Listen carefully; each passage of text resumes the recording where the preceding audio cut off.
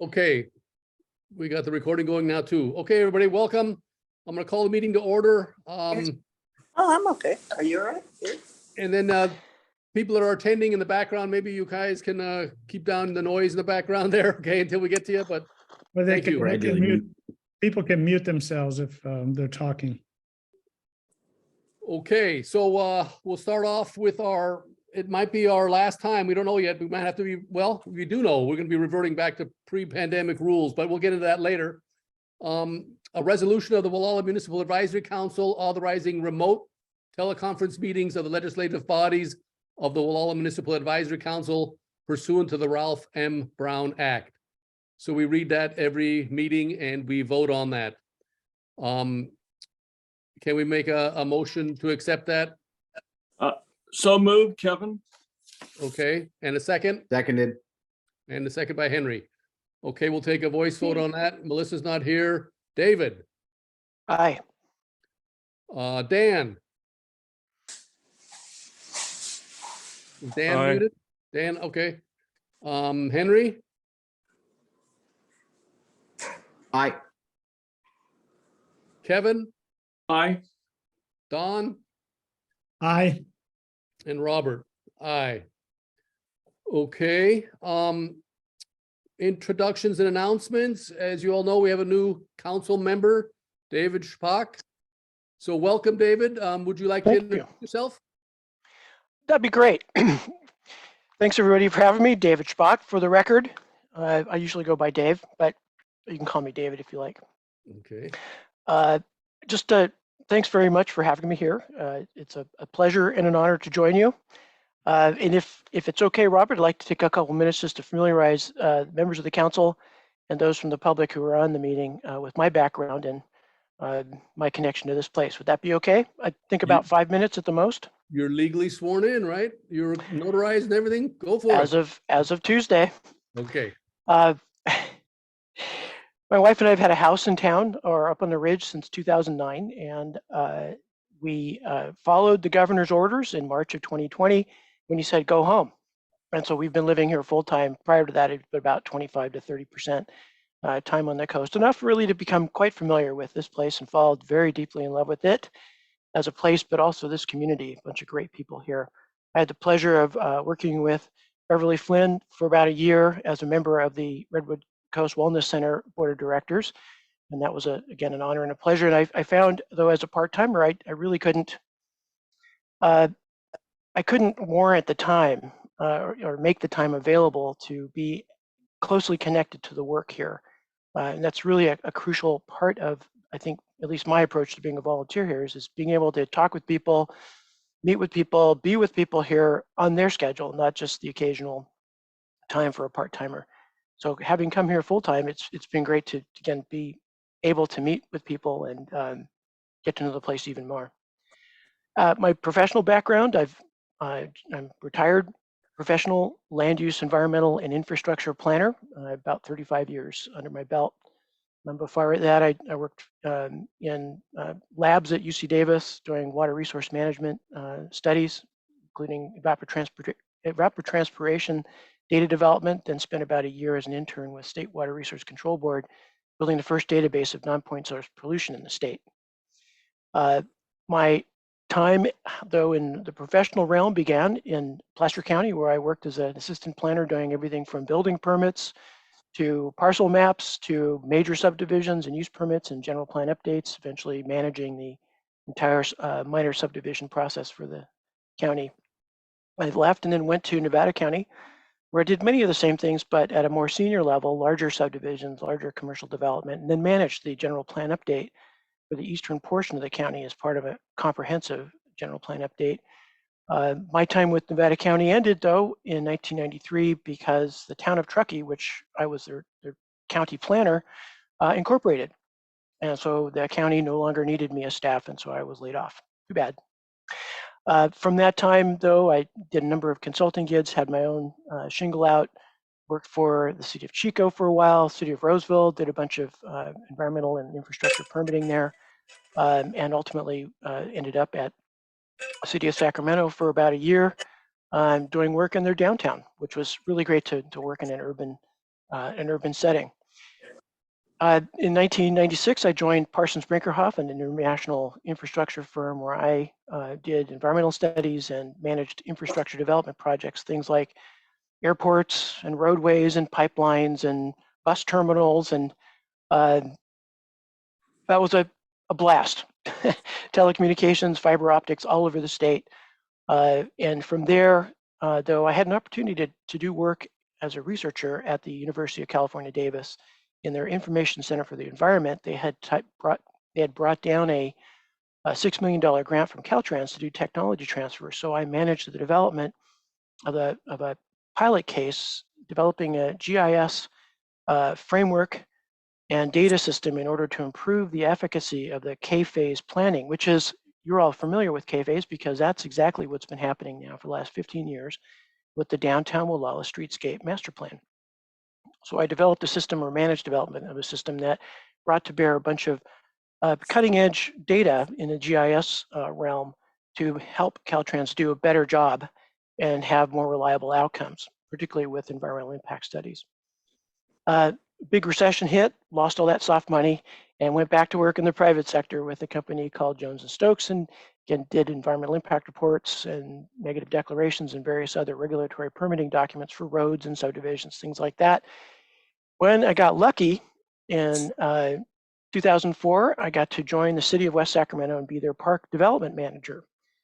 This was a time when, you're all familiar, there was a really rapid recovery from recession. There was housing boom all over the Central Valley, and the city was not keeping up with its obligations to build neighborhood and community parks, as it papered subdivisions and had rooftops jumping up out of the ground. So for 4 years, I got to implement a $10 million park development program. We built neighborhood parks, community parks, recreational trails, all kinds of great stuff. And then another recession came along, but another thing happened is that Katrina hit New Orleans, and there was vast flooding in the South. And that essentially wrapped the federal mind around a really intense problem, which was that it couldn't afford to pay off the FEMA insurance that Katrina had caused. It was an obligation that was visible at the national level in the budgetary process. And so it caused a vast sea change in the way the nation, and as a result, local governments had to plan for flood protection. And so I became the flood protection planning manager for a couple of years, and then ended up managing the program, a $500 million program, to essentially reconstruct all of the levees around West Sac, which means all of the entire boundary of the city, because it's entirely reclaimed from floodplains. In 2012, I had an opportunity to go back to one of my favorite projects that I'd worked on in the late 90s, which was the California High-Speed Rail program. I spent a couple years there completely rewriting all of their California Environmental Quality Act and National Environmental Quality Act guidelines for creating environmental impact studies in compliance with both federal and state law, but also various other laws such as Clean Water Act and Endangered Species Act, National Historic Preservation Act, all the various bits and pieces that come into the environmental assessment realm. And that was a complete rewrite in partnership with the federal and state government. And after doing that, I managed technical studies and preliminary engineering for the west 90 miles of the 125-mile project between Santa Clara and the city of Merced. That's what I did for about 4 years, 5 years, $55 million contract. And Bob, Robert, you want me to stop? David, I'm losing you. There's so much you're telling us. Long story short, I got lucky again when Redwood Coast Land Conservancy said, "Hey, Dave, we need your help. We have this beautiful 113-acre property at Mill Bend. We love it. It's hammered. We need a conservation plan." And none of us know how to do that. And so in December of 2020, I decided to leave high-speed rail and take a little job, which was great. And you all have had a chance, hopefully, to become familiar with that effort. We're really proud of the outcomes there. But all of that ultimately prepared me to sit here with you tonight, and hopefully for the years coming, where hopefully I'll be able to offer you the benefit of some of my background and kooky things that I think about. Thanks for having me. Wow. And I look forward to working with you. Okay. What an introduction. I don't know, Robert, do Thank you you. think this guy's really qualified to be on the board? Thank you, I Dave. was- David, I was starting to lose Cheers. you. I really was. So anyway, we're happy to have you aboard, somebody of that expertise. So, Mhm. okay. Should we move on? Then we are down to our announcements. Any announcements? We had an introduction and announcements, none? Then let's go on to a consent agenda. The minutes are in their final format, I believe. Has everybody had a chance to review those from January 19th? If so, and then there's no other corrections or edits to be made, could we have a motion on approving the January 19th GMAC meeting minutes? Move to accept. Okay, Dan, can we have a second? Second. Second by Henry. Okay. Let's vote on that. We'll have to skip over David because he wasn't there. Well, David, you would probably, what would you do? Abstain? From the meeting minutes, Yep. I can say that I read them and they look accurate to me.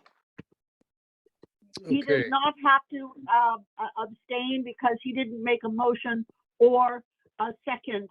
He may vote yes or no as he pleases, okay. Okay, I'll vote yes. according to Robert's Rules of Order. Thank I'll you, vote yes. Mary. Thank you for You're that welcome. clarification. Okay, Dan, Aye.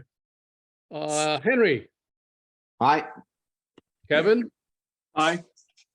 Don, Mute. The silent aye. Don, you still there? He Okay. is. Where is he? He's He's just He's on muted. mute, so he had a silent aye. Did you see him say Well, that or did he raise? We it? did. Okay, and myself, Robert, aye. I'll say aye. I was trying something different to unmute myself and that didn't work, so I'm sorry. Okay, or you're an official aye. Okay, we got everybody's vote on the meeting minutes. Correspondence, I believe we have some additional correspondence items. The first one, Mary, we've taken care of that. Dan has pretty much taken care of the 17940. Caltrans notice of availability of the initial study. That's something that's regarding Sonoma County, kind of out of our jurisdiction, but we received it. I received it too. And I believe we're going to be receiving something about the Rumble Strip project in Mendocino County. That'll be coming sometime soon. So those are the ones we have on the agenda, and the ones we are adding tonight, or we need to acknowledge that we received that other correspondence would be, Mary sent an email out. The two CDPs, which we actually have on our agenda, Gamlouch and Herting, you'll see those at the end of our agenda. We'll be assigning those two, so I think we're covered on those. But we'll include them under correspondence also. And then the MCOG email letter and news release regarding rural electric vehicle grant from California Energy Commission to install EV stations in the greater Ukiah, Redwood Valley, Hopland area. We got an email from MCOG on that, and I'm sure we'll talk about that later under Don's electric vehicles charging station report. But those are the items of additional correspondence. So that would be a slight change to the agenda, okay? And then so let's acknowledge that we have all that of correspondence, okay? First of all, and we'll incorporate that into our changed agenda. And then we get down to our actual approval of agenda with those things included. Do we have any changes on the agenda? Robert, I have a few changes that I would like to introduce.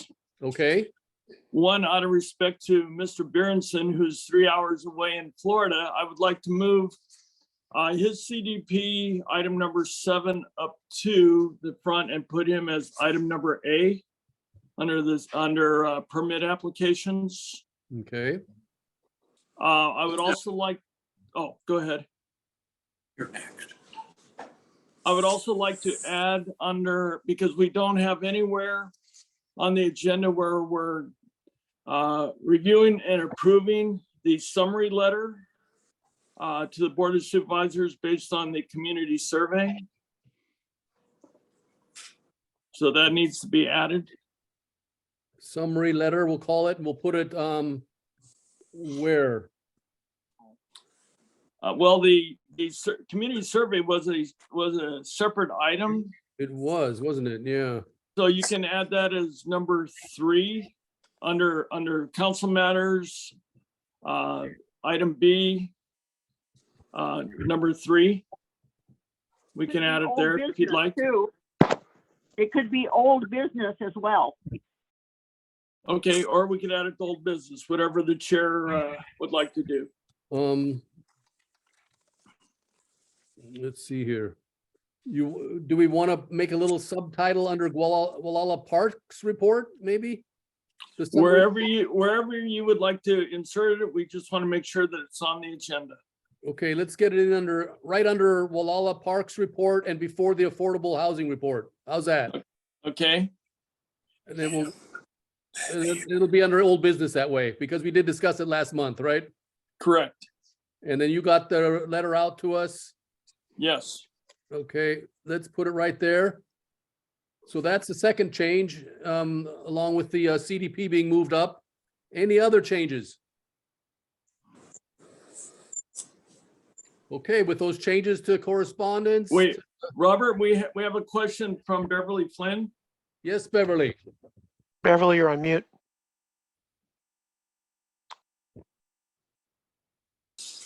Oh, she's Beverly's still still on mute. Beverly, I don't know about on your computer, but bottom left on your screen. Maybe you're muted.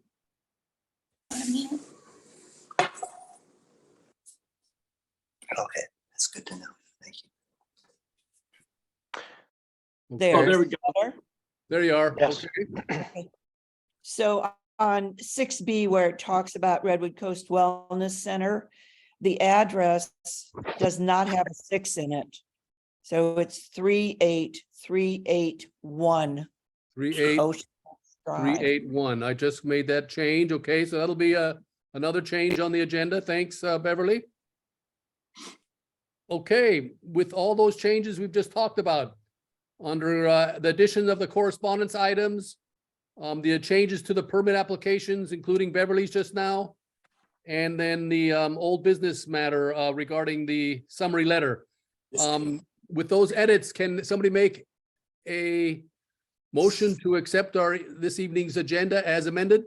I'll make a motion to accept it as amended. Kevin? Okay, Kevin, thanks. And do we have a second on that? Second, Dan. Second, Dan, thank you. Okay, let's vote on that. David, Aye. Dan, Aye. Henry. Henry, Aye. okay. Kevin, Aye. Don, Aye. and Robert. Aye. Okay. Then Hey, we- Robert, Greg Warner here. Greg Warner, yeah. I do have a problem that you moved somebody else ahead of May's project. I don't know why, because the guy lived not in the area. I don't think that's respectful. I'm sorry. Okay, we'll accept that comment of yours. And it's not going to be a very long thing. Won't delay you that much, okay? But we've done this on occasion to respect people that are from out of state. So, but we do accept your comment, and we'll get right to you guys too on May. Okay. Thank you. Okay. So, do we have anybody here from law enforcement tonight? Did I see JD Comer being here or not? Doesn't look like it. No, okay. I'll just let you know that we're, JD Comer, Matt Kendall and I are working on possibly locating a residence for a resident officer down this way. So that's the only news I have on that, but we're working together on that. Okay, then let's move right along so everybody can be heard tonight. Permit applications, we would like to hear about CDP 2022-0041 Beerensson to begin with. The council members that walked that CDP or visited that site were Henry and Kevin. We have the applicant with us at the meeting here. Usually we open up our our hearings by hearing from the applicant first. So you have the floor, Mr. Beerensson in Florida. Yeah. Actually, hey, I'll just everybody. interject and say quickly, I did not actually walk the site. Okay. Kevin was nice enough to share various photos with me from his walk of the site, which I looked at and looked at the proposal, but I did not walk the site. Okay, that's cool. That's all right. I mean, I've been to it before many a time, so I can chime in if needed. All right, can we hear from the applicant? Did you want to say some words? Yeah, Mr. yeah, Beerensson? thank you. Thank you very much for having me. I'll be very, very quick. Yeah, right now we're just looking to do 1 to 2 test wells. And it's really kind of a limited area where they can go because of the neighbors' drain fields. So I think you guys have that map that shows where the 2 test wells would go. And so that's all the CDP is for. Right, okay. Since you visited the site, Kevin, I'm also familiar with it. Do we have anything to say? Yeah, I'd like to say Mr. Beerensson was very kind to kind of direct me in the exact location where they're going to be drilling, because he put an old rusty pipe and a branch in an X that marked the spot. And it's as he reported, it's right in the middle of the property. It's set back from the roadway. It does not impact either one of the neighbors' properties. So I shared those photos with Henry with the same perspective that I got. So I don't see anything that would preclude the council from not approving the CDP and moving it forward. Yeah, from the photos, it looked non-controversial to me as well, for what it's worth. And from the application that was online, it looked like, and like Mr. Beerensson just said, they're keeping the separation, meeting the separation standards of 100 foot away from the different drain fields, leach fields on the adjacent properties. So everything looks good on paper, and hopefully he'll get some water and can proceed with another CDP or whatever he needs. So one of you guys, if you want to make a motion, you certainly are. Okay, Kevin, also move the approval of CDP 2022-0041. Okay, And Henry, I'll second that. Henry will second that. Okay, council members, can we take a vote on that? David, Aye. Dan, Dan, I. okay, Henry, Henry, aye. Kevin, Aye. Don, Aye. and Robert. Aye. Who will write the letter Robert, I'll be happy to draft the letter. to the county? Okay, Yes. so that was a very short one. Usually we get into lengthier ones, so that's why we had no problem with moving that ahead a little bit. I hope the next CDP doesn't mind on that. Okay, so Thank next. you, everybody. I appreciate it. Thank you, Jim. It's good to meet Bye-bye. you. You're Yeah. welcome. You have a good evening back east. Thank you. Good luck Okay. with the well. Yeah. Thank you. I need it. Okay, so thanks for hanging on there. CDP 2018-0005, that is the May applicant. And you're present, right? I heard Greg Warner's present too. So if you've guys got a floor, if you want to present or tell us a little bit about what you're doing there. 2 walkers, that was Don Hess and myself, that we viewed the site. So let us know what you want to let us know about the project, please.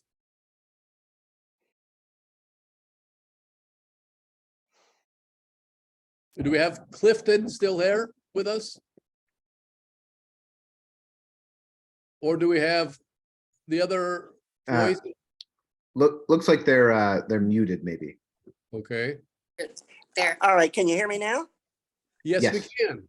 Very good. Sorry about that. Thank you. My name is Clifton May, and I Okay. am a half owner of 44948 Fish Rock Road.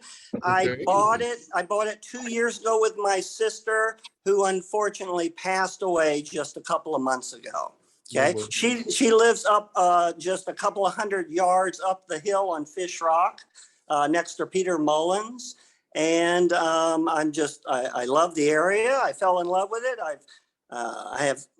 I work at the lighthouse. But this project I've owned now for over 2 years. And the previous owner did some really dumb, stupid things, illegal things. And I have been in the process, my sister and I, over the last 2 years, trying to clean it up. So it's great to finally have a meeting with people and to move forward with this. We are looking initially to put a well on the property. Okay, so water would be necessary to do any and all projects moving forward. It's 11.25 acres. Okay, so Right. I do want to mention, I do have a verbal appeal on some of the actions that are levied on the property. And I know this was due to the previous owner, but it is 11.25 acres of native land, and roughly 1 acre has been cleared over the last 20 years, over several owners. Okay, and so we had to produce a remediation, revegetation project. We also had to come up with a grading plan and a drainage plan, and we've come up with all of those projects. The remediation project and information dates back years ago. So we're looking at a quota of roughly 200 trees and 240 bushes that they say we need to plant. And in my opinion, this is kind of counterproductive. I mean, out of 11.25 acres, you have to have an initial clearing to do some building. We're not trying to re-veg this property back to its original state. We want to use what's been used, what's been cleared, and use that. And so I am just verbally asking, we want to go ahead with the well. We have 3 different sites that have been pointed out to us from the well, from Fitch Brothers. And but we feel the revegetation is moot at this point. I mean, there has been more than 200 trees and 240 bushes naturally have come up, and which we don't anticipate taking down new growth. We haven't taken down any new growth. We're just still cleaning up the problems of the previous owner. And I just want to let you know I'm available. I'm nearby the property, and we just want to move forward. This is not a vacation home. This would be my primary residence. I do not have a home. So I hope you take that in consideration too. This is not some luxury investment. This would be my primary residence. Okay, Mr. May, thanks for telling us about your plans there. You know, I'm kind of familiar with the property because I'm also in the real estate trade, and I've been out to it before. I went out there with my colleague Don Hess to review the CDP, and we've read all the materials that have been submitted to the county, or the county referred back to us. All the documents. There is one document that was produced most recently, and that's from Soul Ecology on April 11th, 2022, and it calls for restoration, mitigation, and a monitoring plan for the property. I'm sure you got a copy of that. We read that through pretty thoroughly. We walked the parcel, and you know, personally, I can't speak for Don, but I feel that it's a good report, and one should abide by that report. One should, as you're going through these different phases, drilling the well, restoring the habitat to whatever degree, I think it's a good report, and I think that's something that one should, as the applicant, you should follow. That's my personal feeling. And then I'm sure Dawn will have something to say on this too. Yeah, Robert, I kind of have the same feeling. You know, I reviewed the CDP fairly thoroughly, and I was impressed with this report on restoration and mitigation that the Soul ecology group from Petaluma put together. I guess this was a couple years ago. But there clearly is a significant degradation of this site from the previous owner, not from Mr. May, but the previous owner went wild and really caused some, I think, significant damage to the natural environment. And that's exactly what this restoration mitigation plan addresses in a pretty thorough way. And so I think that's, that's important that a substantial amount of this work be completed, particularly before any houses are constructed there. Now, at this point, my understanding is you just want to drill for water and see if you can get a well going. I guess that's phase one of your project. I don't have a problem with that. Trying to see if there's water that you can have access to on that parcel.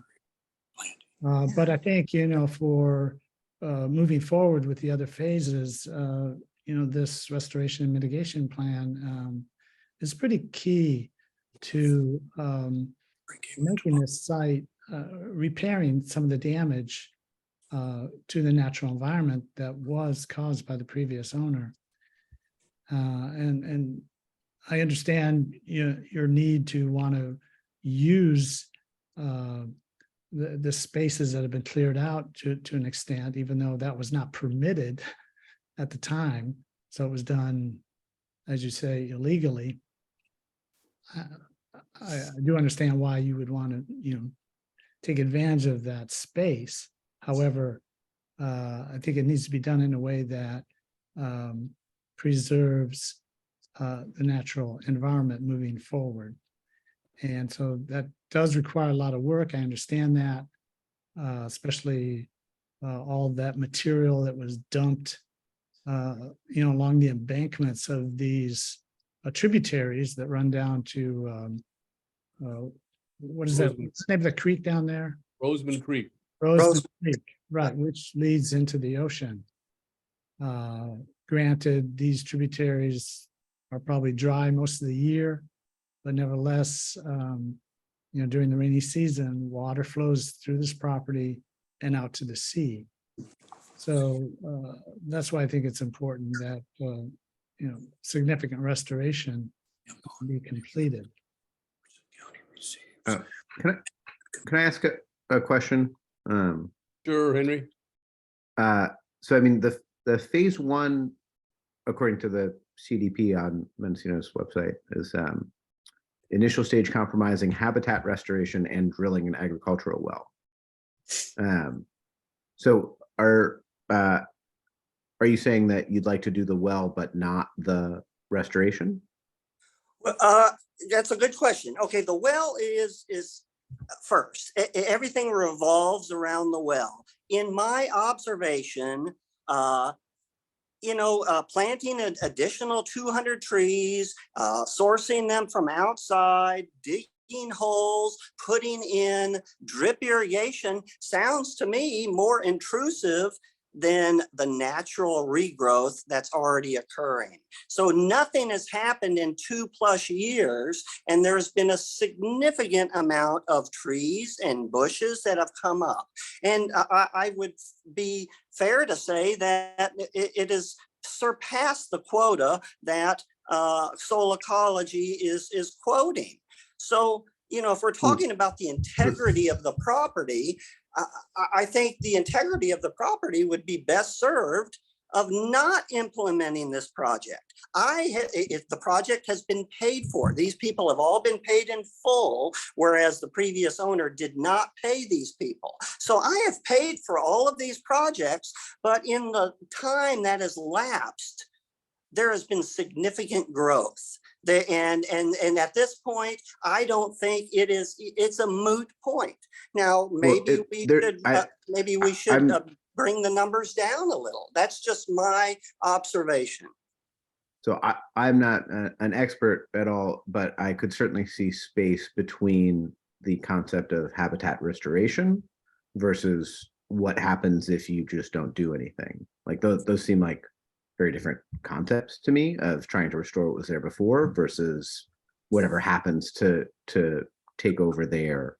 Like there could be a very substantial difference between native and invasive. So I don't know what informed the requirement of habitat restoration. I'm just looking at what the CDP is and what it says is habitat restoration. And I think there's a lot of space for that to be different from, oh, well, some other things grew there in the meantime.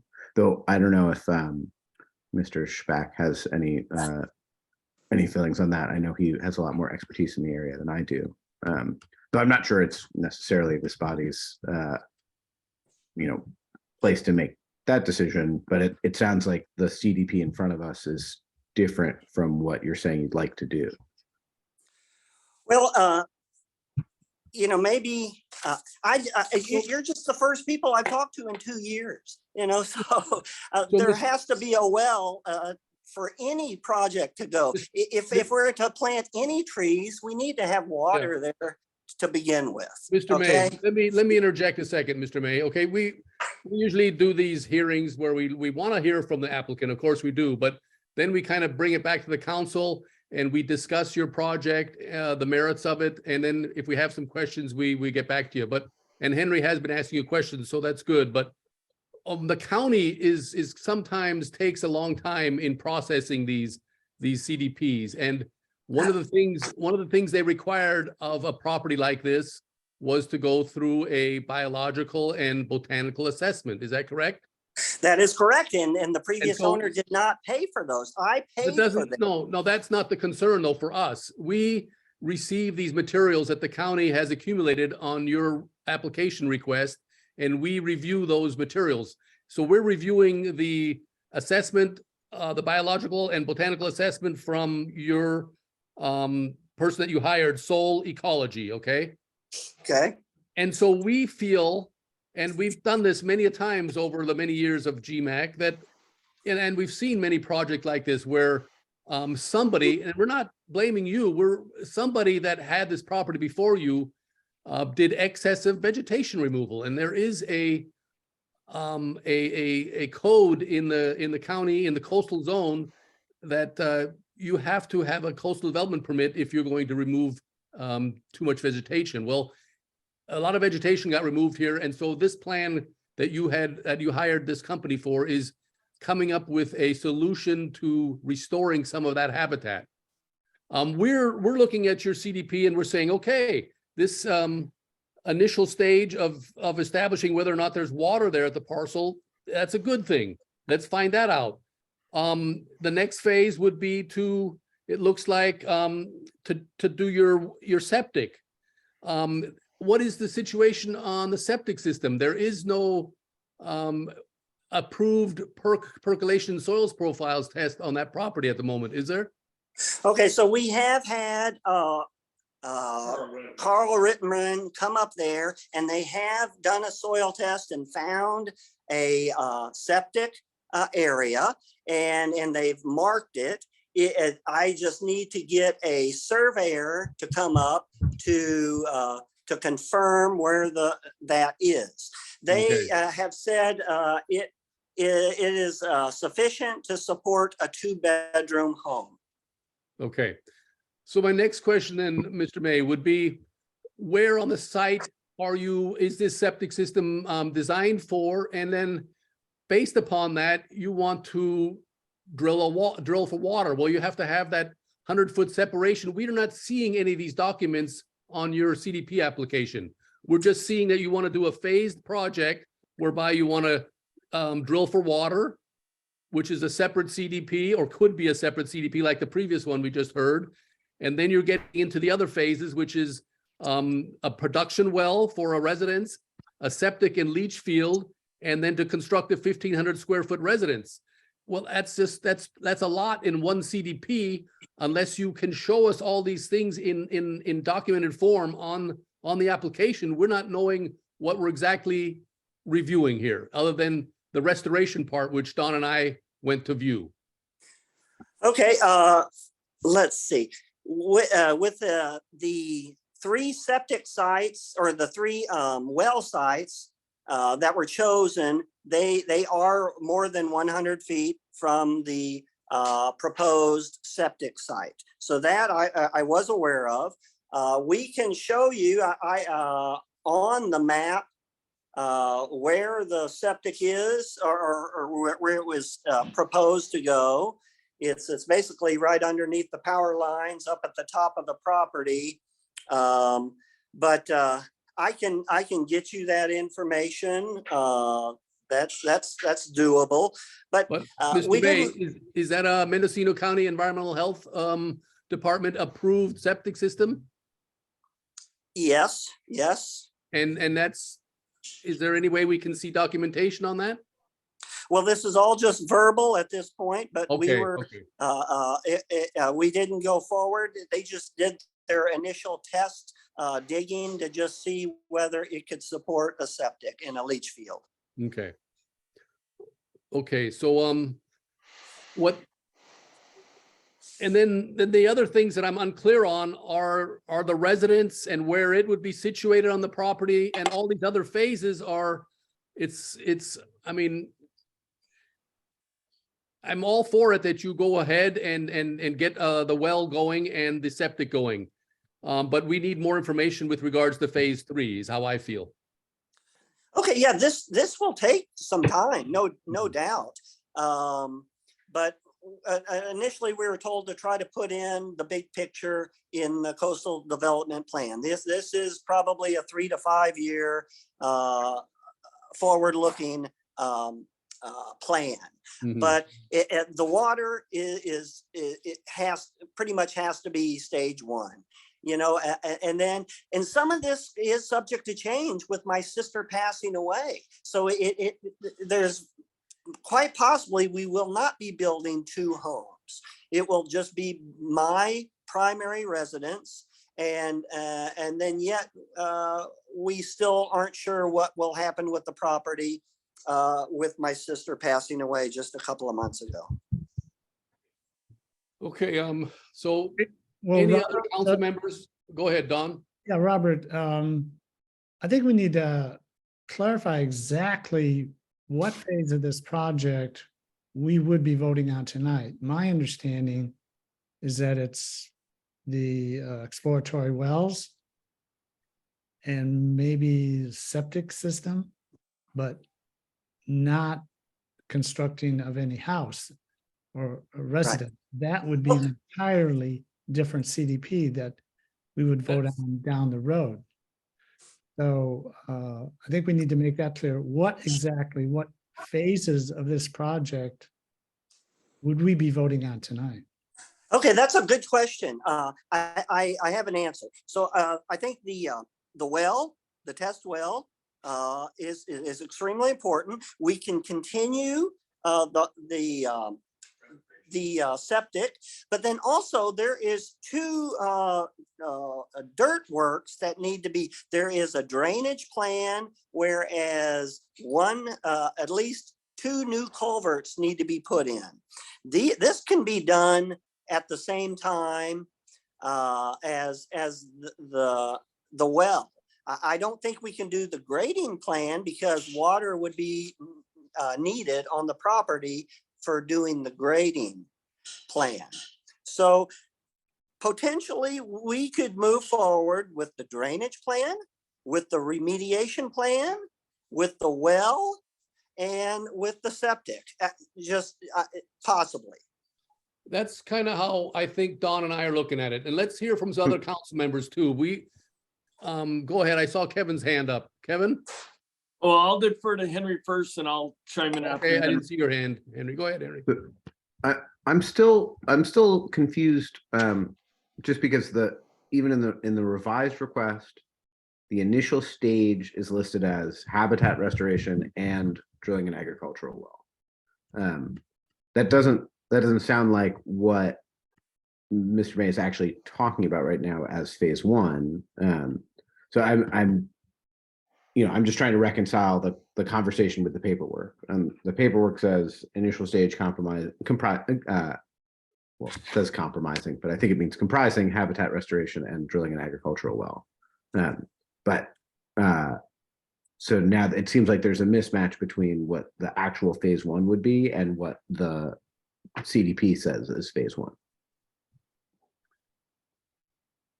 Kevin, Robert, and we kind of just went through this process with the previous applicant. I really think we're taking a big chunk of, we're looking at a huge CDP here. And I think if the May CDP came back to us with a specific phase one, whether it's riparian habitat or if it's just drilling the well, identifying the location and then bringing it back to us, it would be easier for the council to review the project phase by phase rather than trying to really look at the whole project and approve it all tonight. again, I agree. I don't think we can go beyond 1 and 2 tonight. 3A is already talking about constructing a primary residence, and 3B is talking about a 1,000 square foot accessory dwelling unit. Do you have, Mr. May, do you have an architect or designer on board yet, even for those items? No, sir. No, sir. Okay. I So was would in you- talk, I was in talking with the county about low income models that blueprints that are available for low income people. So Right. I'm still studying what kind of house will be built there, What- where it's a tiny home.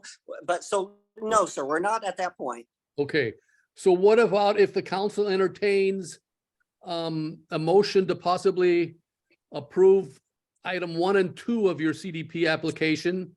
That seems, that would be appropriate. And then that helps you along a little bit further, and that addresses our concerns about the habitat restoration, and it gets you further along as far as your well and your septic. Yes, sir. This is a step forward, and any step forward is a step forward. Okay. Well, Go I ahead, think Dave Henry. has his hand raised. David, go ahead. I didn't see that. That's okay. Thanks, Henry. I think it's really important to be really clear about what the council is being asked to do, and for the council to be very clear about it, what it's willing to render an opinion on. So I concur with where the discussion is going. Now, I understand that the current project, as it's described and discussed now, is described as the number 1 initial stage habitat restoration and drilling an agricultural well in service of that restoration.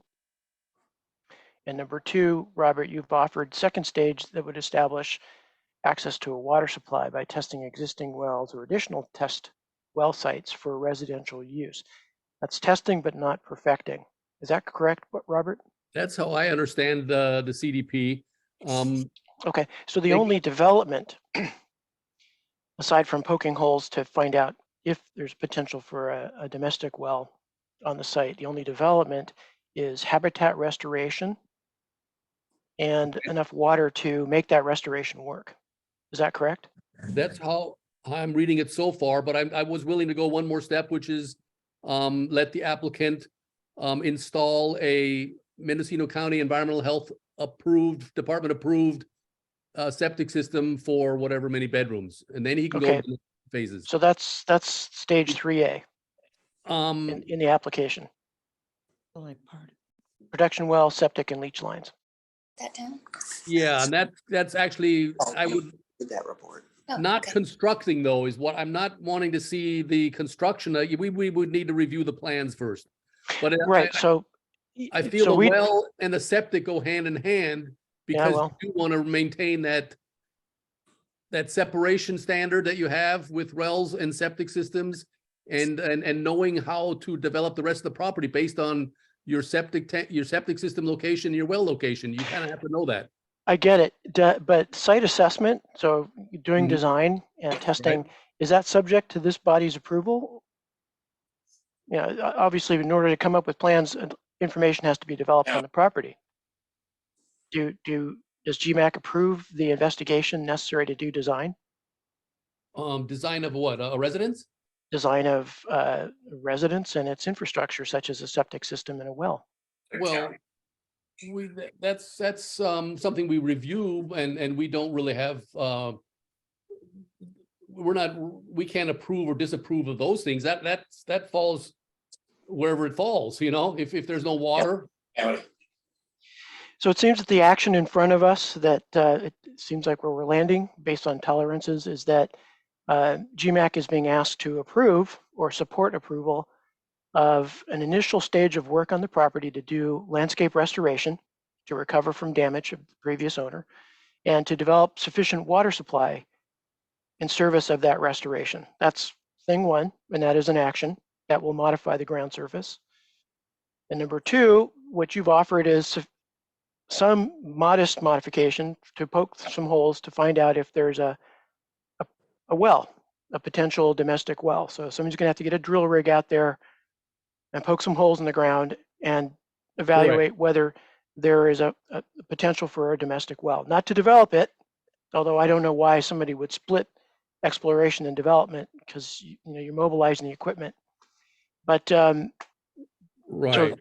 but essentially we're looking at what changes on the ground Mhm. need to be approved, need to get a CDP. Okay, you'd want to do your exploratory well first, right? Because you'd be going in there with a big rig and the big machinery before you do the restoration plan, I would think. But once you've got a well established and possibly the septic system installed, then there's going to be not as much damage to the property when you go to the next phases. Mr. May is drawing a distinction in his application between an agricultural supply well and his domestic supply well. I was wondering about that also. So, and the nice thing about an ag well is he could stick it in his septic system. It doesn't really matter. He just needs it to get this rest. He's not going to do that because that would jack up his septic site. But it's not subject to the same required separation because it's not going to be a potable water supply. And eventually, if he decides to have a garden on the property, then having an ag well for non-potable supply might be advantageous. But again, we're getting ahead of things. Yeah.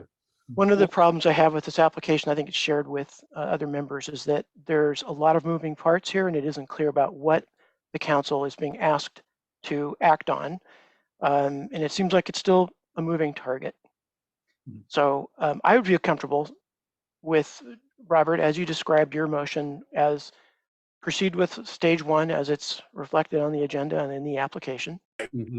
And to also support modest ground disturbance necessary to do domestic well exploration and then stop it there. Because what we don't have in front of us are the reasons for a design package that shows the reasons for a domestic well properly located in relationship with septic site and access and, you know, again, functionally laid out. We don't have that level of design yet. And so we're really getting out over the edge into space, trying to imagine what that might be like. Okay, let me bring Don in on this next question and the applicant, Mr. May. Mr. May, when we went to the parcel, we observed what was it, like a fifth wheel on a landing up there, correct? Mr. May, are you still there? Has he left us? Muted. No, I accidentally muted it. Sorry, it's Mary Okay. Kay. We're back. So, Mr. May, when we went to the site and we saw the fifth wheel on the one upper knoll on the upper pad there, right? And we walked along the easement and growths there, the power line easement, and we did see some stakes up towards the top of the parcel. Is that where the septic system might be going? correct. Okay. So that information the other council members don't have. Dawn and I happen to see that. And I guess you're locating your exploratory wells according to where that septic system might be going once it's approved. by the county. Correct. That is very correct, because you got to have at least a 100 site foot. of one, so the other can be more than 100 feet away from the other site.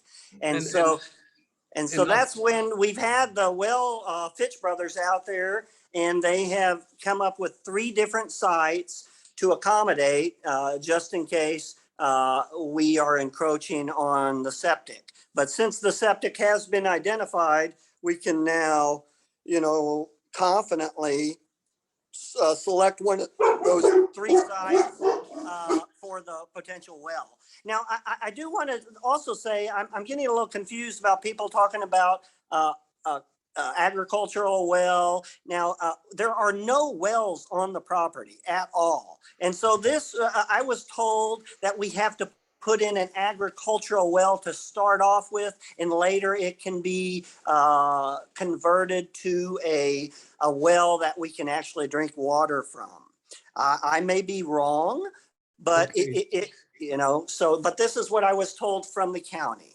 Okay, so that's maybe what David and Don were referring to, that you would need this agricultural well to establish the restoration plan, maybe. Correct.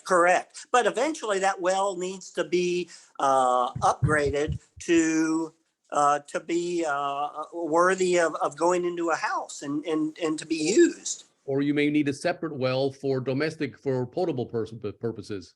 Well, I would hope to not have to drill 2 wells, for this. Okay, we'll see. That would be the ideal. Yeah, okay, who wants to speak next to this? Well, Robert, can I just, for the council's pleasure, read exactly what is stated in this application? Sure. And this is, I presume, in Mr. May's handwriting.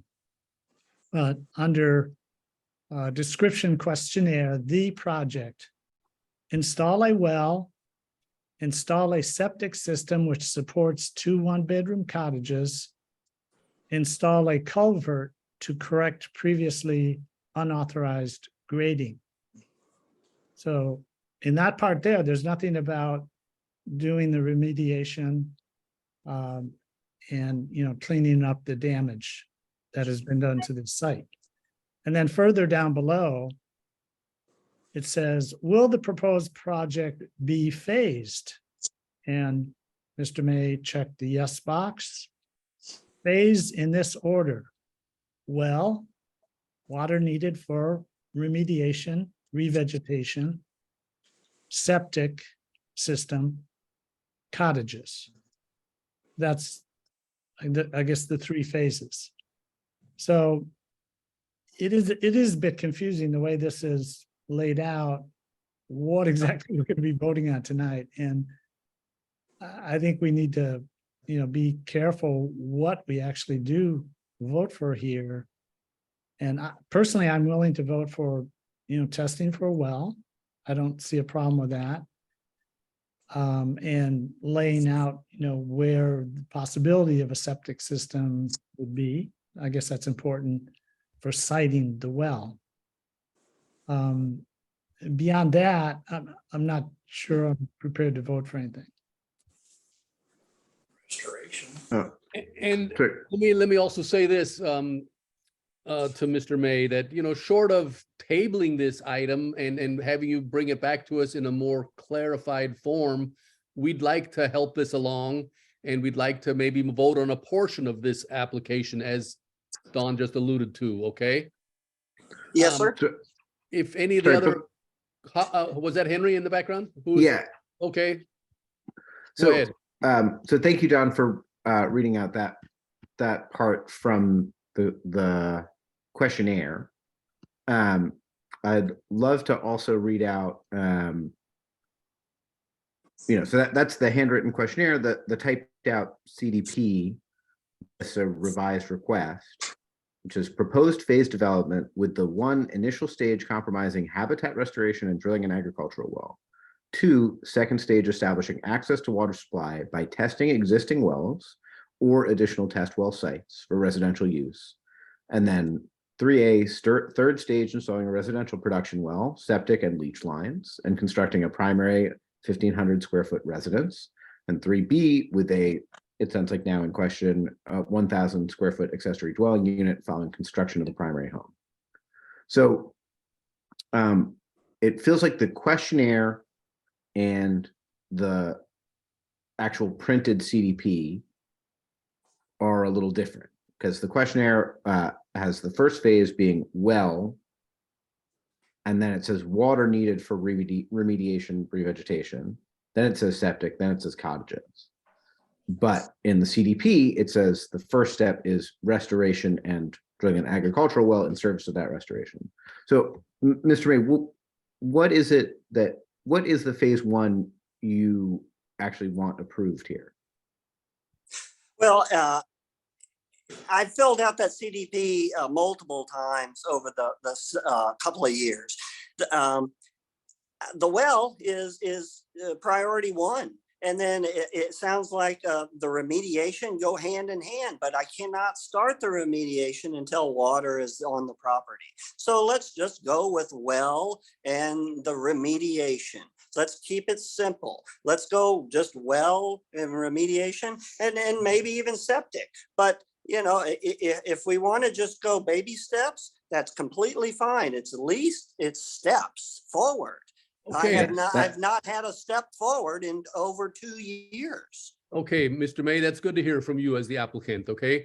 I could see this being broken down into 4 phases, actually. The first 2 that you just mentioned, and then at a later point, you bring us back a CDP showing us your approved septic system along with the drawings for the dwellings. So if one of the council members, if it's myself or Don, if we make a motion and try to help you along here, we will do so. So I think we've heard enough input.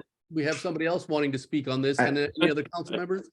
I think I just have Dan one wanted more. to speak. Oh, Okay, and Henry. Dan, then Henry, then Kevin. Okay, Dan? Henry and Don took care of what I had to say. Okay, great. Sorry, so Henry again? yeah, so I just wanted to follow up to make sure I'm completely clear, because at the beginning of this, Mr. May was saying he wasn't sure that the habitat restoration piece was actually necessary, and I think talked about a verbal appeal or verbal something, I can't remember exactly, to that effect. But I'm just trying to make sure I understand what it is we're approving. So are you saying that it would be going forward with the remediation, or is that still an open question?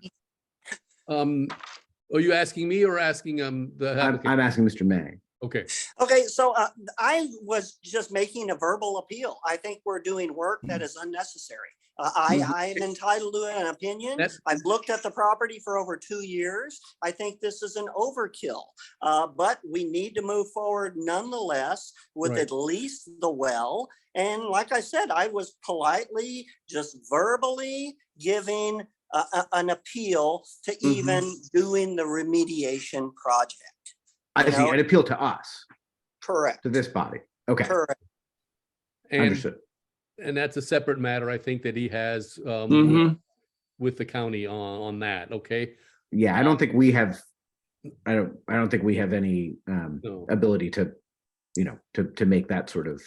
Okay, so I'm bringing it up to the wrong entity, No, I and this think- is, I'm new to this, and so I appreciate the honesty and the forthright, you know, what you're telling me, but I just want to move this forward. Robert, That makes It's been total over sense. 2 years Yeah, of Kevin's nothing. turn. Kevin's turn. Robert, can I make a motion to approve CDP 2018-005, item number 1, and just make it the approval of drilling an agricultural well, and not add anything else to the CDP other than that approval for the well? I would second that. That would be the simplest to begin with. Great. Open up for discussion. Any other council members? Well, I think we have a motion on the floor. I think we have to vote on it. I don't think You we have to can vote on it. continue Right on, discussing sorry. it. Okay, Let's we've do a discussed second. I'm calling the question on the motion and second, if I can, under Okay, Robert's Paul, rules. Go ahead. Go Yeah. ahead. Very briefly, So, I would just ask if the motion can make reference to the proposed grading, grading remediation and proposed habitat remediation in the application materials. So that it's clear what the expectation of this council is in implementing item number 1, habitat restoration. Would that be Okay. acceptable? I believe my feeling is that we need more information regarding the habitat restoration from the county. What is exactly expected? Because Mr. May indicated that it was a verbal. I'd like to see some written information from the county, exactly what they're expecting before we move forward on that, rather than on a verbal. Okay, I'm gonna withdraw my second on the prior motion, okay? So, I don't know. I think we have to vote on the motion, if I'm remembering the bylaws correctly. Right. correctly. Then, Go ahead. Not if it has, not if the second has been revoked. You only have a motion, you need a second on it. If there is no second, it cannot be voted. I'm, I'll, that's, Oh, I'll okay. second. I will second. okay, you'll second, then. Yep.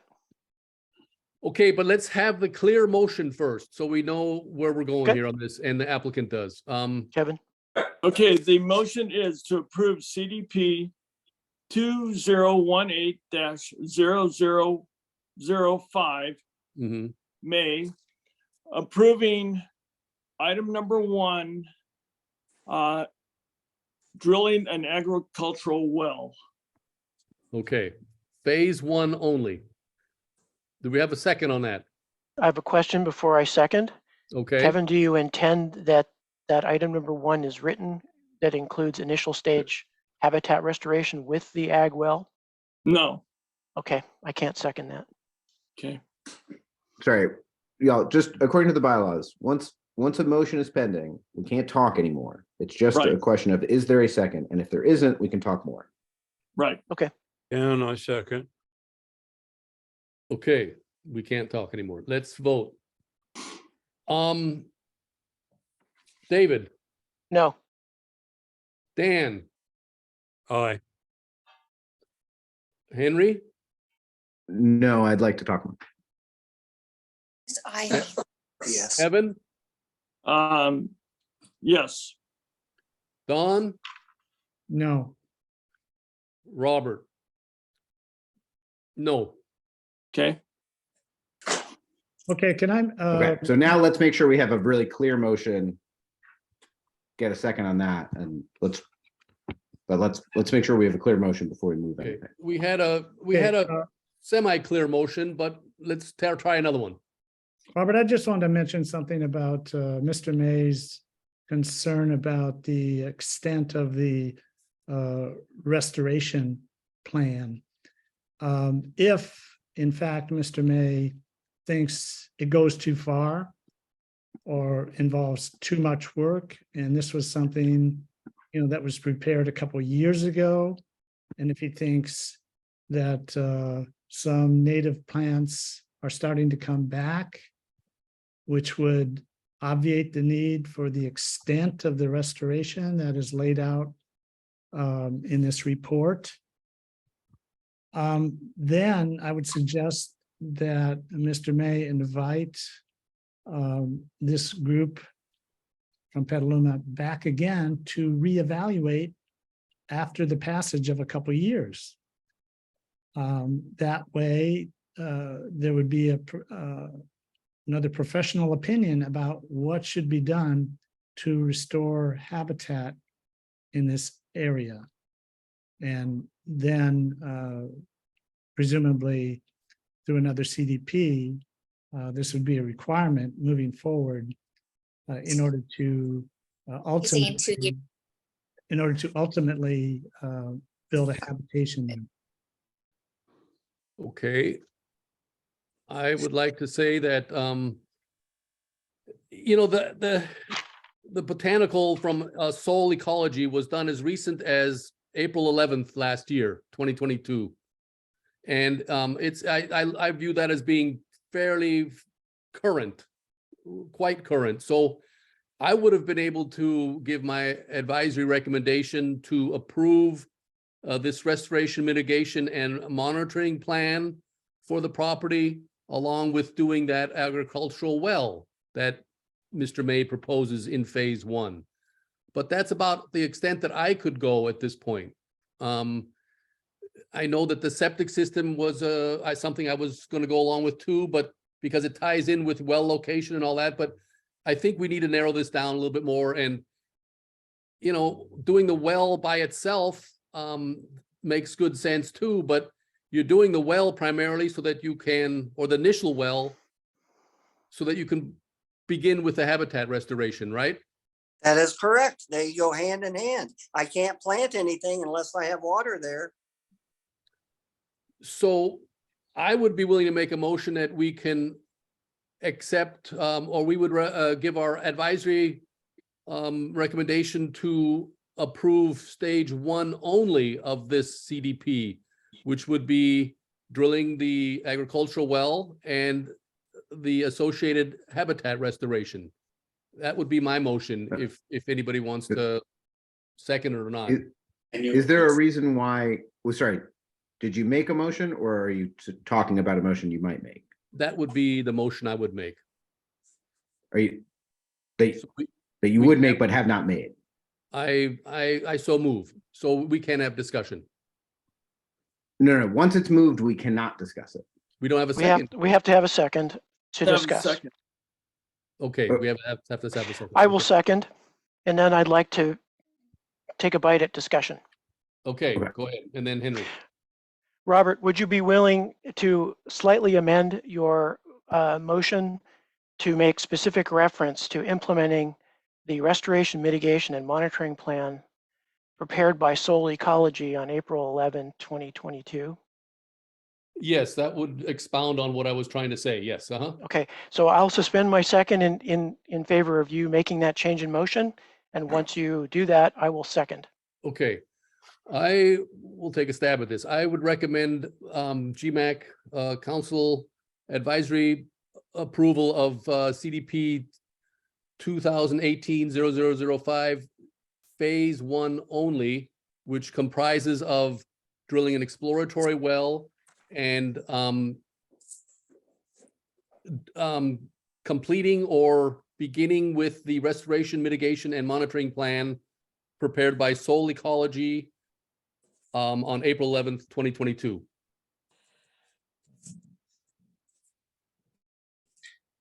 I'll second. Okay, let's try that motion. What do we have? David, Yes. Dan, Aye. okay, Henry, Aye. Kevin, Aye. Don, Aye. and Robert. Aye, I made the motion. Okay.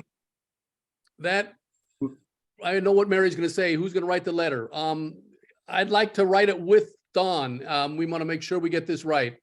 Yeah, Well- yeah, we can write, or I'll write it, Robert. Okay, So, so go ahead, Henry, go ahead.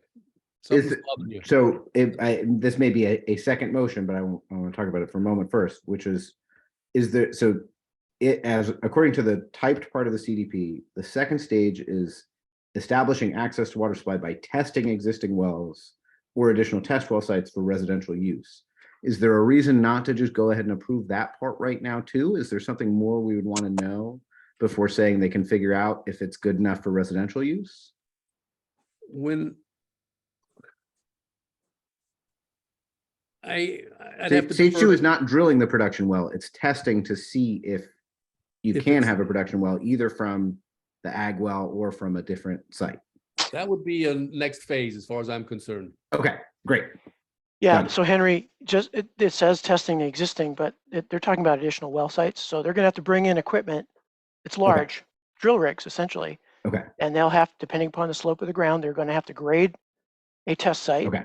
They're gonna have to poke some holes and deal with effluent coming out of that pipe. Typically, you know, it's a muck of drilling mud and water that has to be disposed of. So there's some ground disturbance associated with testing wells. And Okay. generally it's quite expensive. And until somebody's really thought it through and they have a good idea where it belongs in relation to other constraints like a septic system or setbacks or a Mhm. water course, building envelope, whatever, it's super expensive way to do business if you're not ready to perfect the well once the hole's in the ground. Okay. So, Great, that answers my Okay. question. Thank you. sure. So, yeah, I have zero experience in drilling wells. So there is no, just for clarification, there is no well on the site. There never has been. Right. And to try to keep costs somewhat reasonable. I do not have deep pockets. I'm actually on assisted living. I'm a poor man. But is there any way that we can do all this in one envelope, or keep it to where, like the gentleman said, bringing that equipment back to this rural area is just not very easy to do. And we should probably have the well people do everything they can when they're out here. If that makes any sense. Makes a lot of sense. Robert, Yes, Dan. that would make it incumbent upon you as the applicant, Mr. May, to make sure that when they shoot that first well, they do it in the best possible location with the flags that you got down there for your proposed septic site and so forth, all in mind before they shoot the first hole. And that will give them the very best shot. Make sure they take the very best shot they can at getting a well that will provide your agricultural water for mitigation, but also be suitable for somebody sticking a test tube down in there and seeing if it isn't a perfectly good potable water source. And I think it would be incumbent upon you as the guy who's purchasing the labor to be done, and with your advisors who know what they're doing, to give it their very best shot at getting that accomplished in one shot. Okay, I was just asking a question because I am not an expert in wells, and I just wanted to keep this as least intrusive and costly as possible.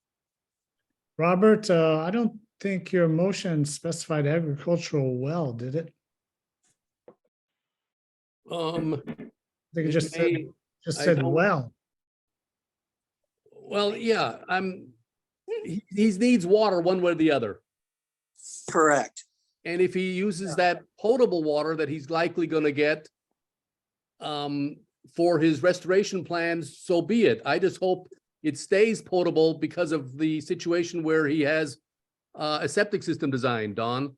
So, you know, he's going to have to meet that requirement with the Mendocino County Environmental Health Department with regards to well and septic, no matter what, on his own. And then, like Dan was referring to, that's incumbent upon him and his well driller. If he makes some mistakes on where he's going to do these things, that's really his own fault then. And I would hope he has some good advisors. We're just trying to let you, or give our advisory recommendation that we would like to see you restore this property. And to do so, you need to get a water source, unless you want to truck in your water to do this restoration plan. There we go. No, sir. A well is needed. Go ahead. A well is needed eventually anyway, and so let's pursue this avenue. And I've brought the well people have been out to the property with the previous owner and with me, and so that's why we did select 3 different sites, knowing that we needed to be more than 100 feet away from septic and leach fields. So Right. I am aware of all of that.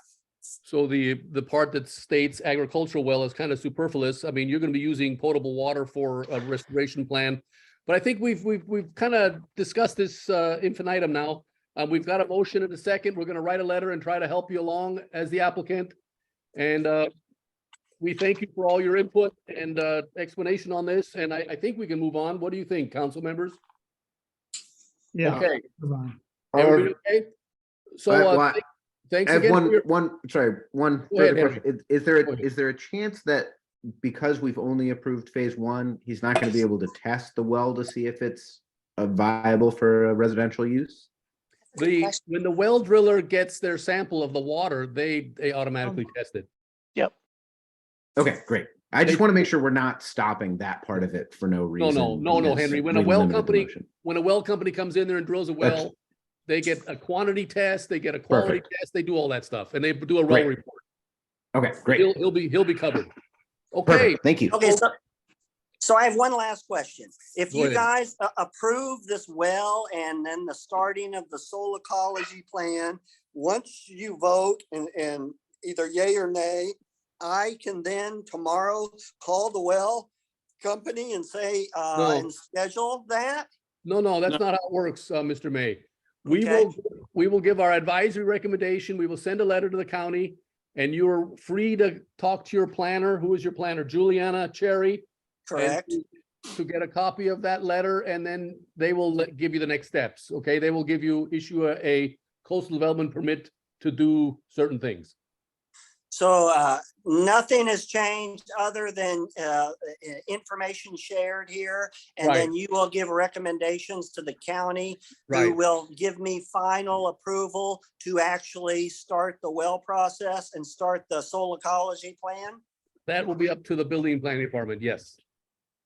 Okay, very good. I just want clarification to We will know give- exactly when and where I can go. and We start. only, Mr. May, we only advise and recommend. We will give our recommendation to the county. Okay. Very good. I appreciate all your efforts and listening to me, and thank you. Thank you very Thank much. you. Thank you, Okay. Mr. Thank you for your Mayor. time, Mr. May. And thank you for everybody's patience here. Let's Yes, move on. definitely. Okay. Let's move on to the next person who has been waiting to be heard here, and that would be 2019-0006 Redwood Coast Wellness Center. We have Beverly Flynn here to tell us about The wrong address. the long project that she's working on. Oh, that's what they have, the wrong address. Thank you. Okay, Beverly, would you like to introduce to us where you're at this moment? I Okay. do, and our architect is here, so Deborah Lennox is here. Great. And what I would like to do is I'll just start off and then I'm gonna hand it off to Deborah. Okay. She'll have a lot more specific information than I will. Okay. And most of you already know that this is not our first plan. So we originally started out many years ago thinking we were going to be able to put in a pool on this property. We have 11 plus acres, just as the last gentleman has. But when we had our biological study done, most recently, it showed that in fact, we have ESHA on the property, endangered species. So we have a large bishop pine forest habitat, and we have several other endangered plants. Because of that, we have basically about a half an acre to build on. And that is not big enough for a pool of any sort. So we have gone back to the drawing board and come up with an idea. I think, partly because of being around during COVID and seeing so many things get displaced and that there were not good meeting places for the community, we came up with the idea of a pavilion, a pretty large sized pavilion. And that's an open air structure with a roof over the top. We added on that it would have a commercial kitchen, a storage space, and 2 accessible bathrooms. And so that's our newest plan. And that will, then we still have the barbecue structure. For those of you who've been there, we still have the stage structure. And so we would be able to host pretty large events there. But the idea is to have a covered structure for people to have meetings, events, classes. And I know someone like the aerobics class would like to meet there, and some of the Tai Chi folks. So that was some of those kinds of things as well. So that's the concept. Deborah, do you want to take it from here?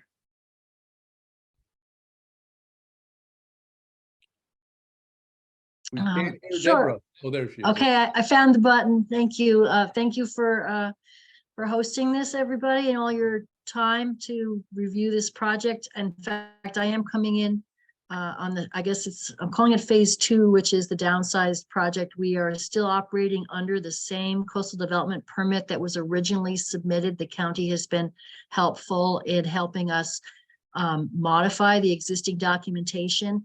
There's been a little confusion on the documentation, so I'm happy to make some clarifications. I'm going to circle back around with the county to do some verifications on what our plans say, but if you have that packet from the county, all of the graphic plans and the most recent biological survey from WRA show what we're currently proposing. Now, this has been overlaid over the questionnaire from the original coastal development permit application, which has, too much parking and all kinds of other things going on. So I'm going to circle around with Juliana Cherry and make sure that everybody's got the same documentation.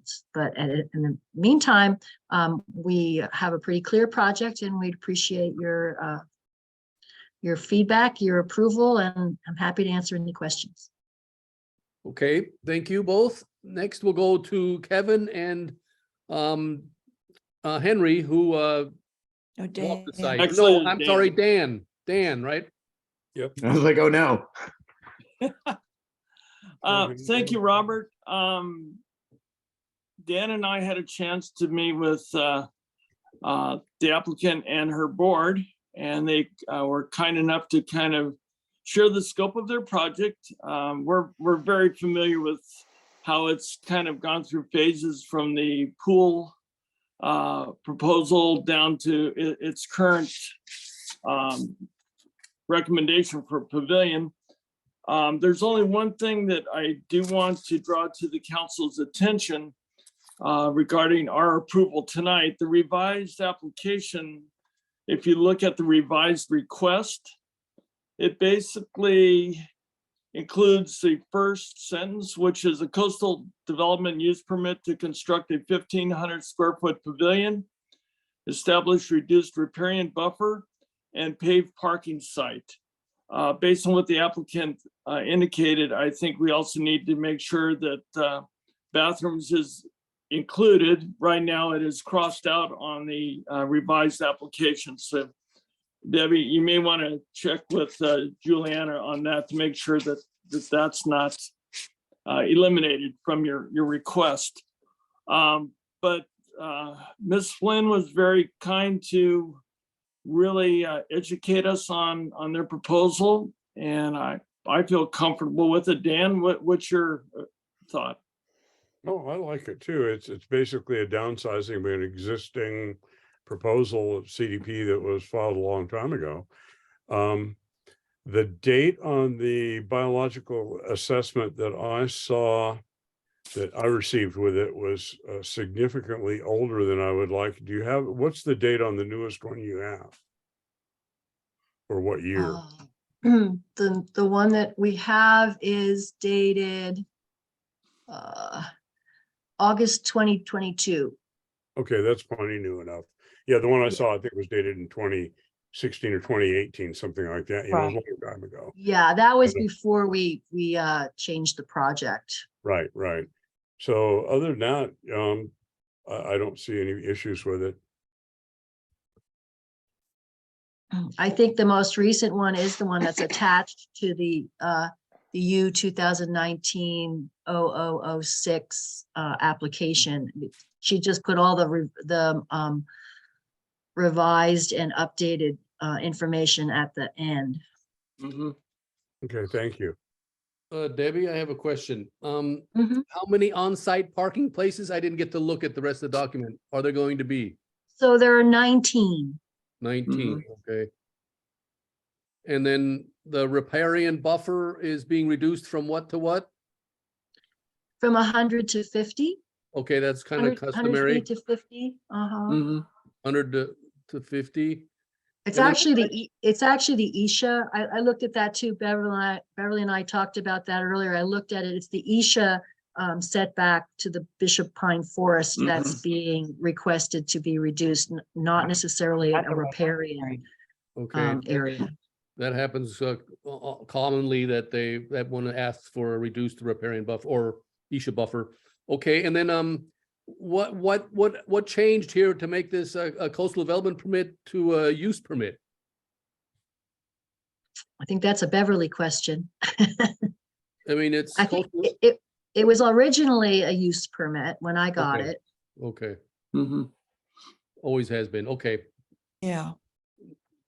That was recommended to us many years ago by Julia Acker. Okay, Her last name is Krog now, I think. Rogue, yeah, I'm always used to seeing coastal development permit, the use permit, I just threw me a little bit, okay. Any other council members have anything to, add on this? Dave has his hand up, I think. Dave, Dave, let me go up my screen here, David, go ahead, Great. May I make a motion? please do. Great. I move, get my numbers up. I'd like to move that the GMAC support approval of U 2019-0006 RCRW or Wellness Center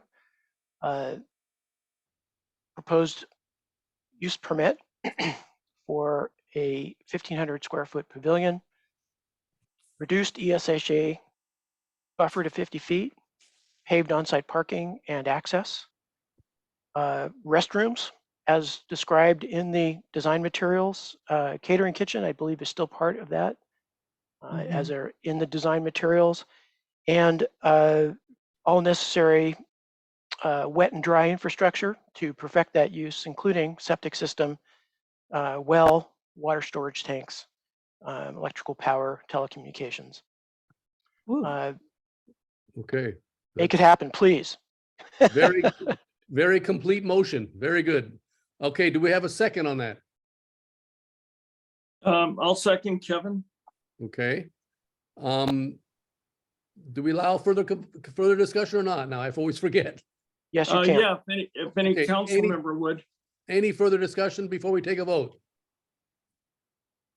Yeah, I have a question. Okay, Don? Part of this project involves a paved parking lot for what, 19 spaces or something? Right. Is there a reason that that has to be paved and not gravel or something that allows water to, flow into the ground? That's one of the, What's going that's to one of the, happen?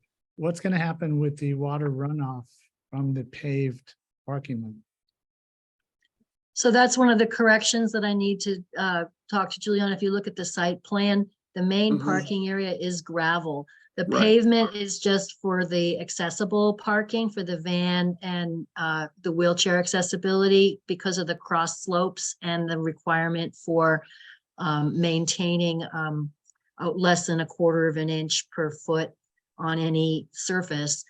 We generally tend to pave just that area, which is adjacent to the pavilion.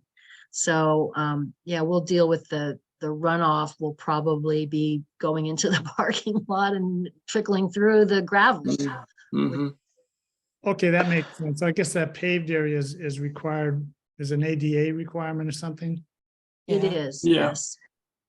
Okay, Okay. that's fine. Thank you. Okay. Anything, good question there. Any other questions or comments before we vote? Okay, let's go through the procedure again here. David, Aye. Dan, Aye. Henry. Muted. Are you muted? All Henry, right, aye. okay. Kevin, Aye. Don, Aye. and Robert. Aye. Who will write the letter on that one? I'll be happy to write the letter on that, and if Mary or David could forward the full motion, I would appreciate it. Mary, did you get it? We got it on tape too. I will get it. When I hear the recording again, I will listen to the recording tomorrow and retype it for you and send Thank it to Mr. Evans. Thank you so much. Thank you. Thanks, Mary. No problem. Okay, thanks, Beverly Flynn and Debbie. Thank you, Beverly. Thank you, Debbie. You bet. Thank you. Thank you so much. Okay, moving right along here, folks. We're got lots to do still, but Just a quick note, Robert. yeah, Just a quick note. sure, David. I think I have an explanation for why the Redwood Coast Wellness Center was a use permit instead of a CDP. If you look at, there's a CDP exclusion area map Uh-huh. for Gualala. right? And that parcel is within the exclusion area. It's still subject to use permit. Okay. It's still a okay, discretionary action, but it is not a coastal development permit. that's That's as per that map. However, because of its location, it's subject to some additional oversight Mhm. that accrues to being in the coastal plan. And that's the use permit part. Okay. Got you. Thank you.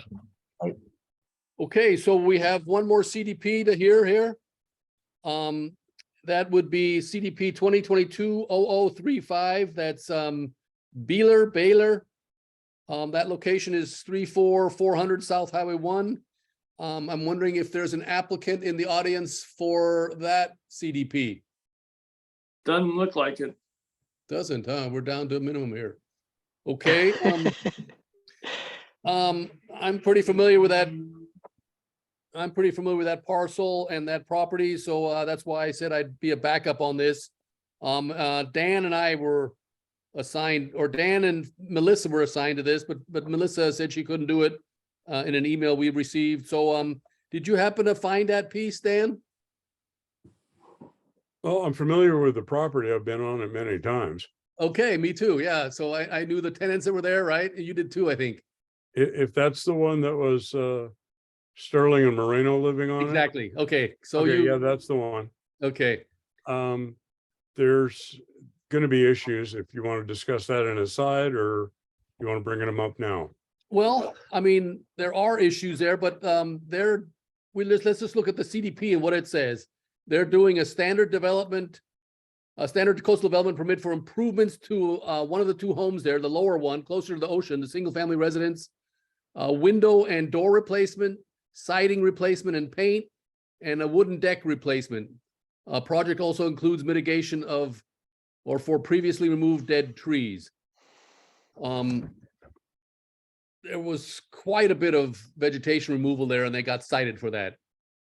Okay, Right. I was wondering if that didn't happen from the work the tenants did.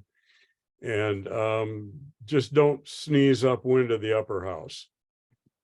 Oh, okay. This permit has nothing to do with that upper house, but don't sneeze near it, okay? Right. Okay. So I know the property from before. I did walk a little bit just to see what was done there.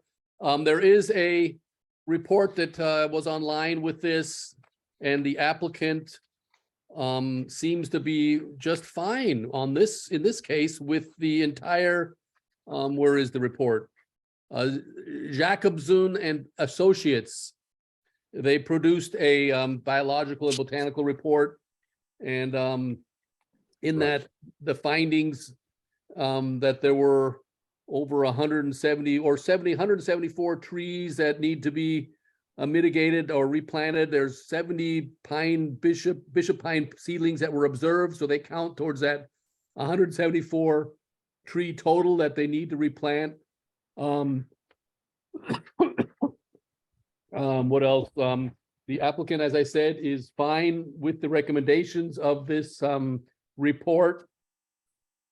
As I explained, they look like they want to reconstruct a deck that was existing there, same footprint. They want to use the existing piers.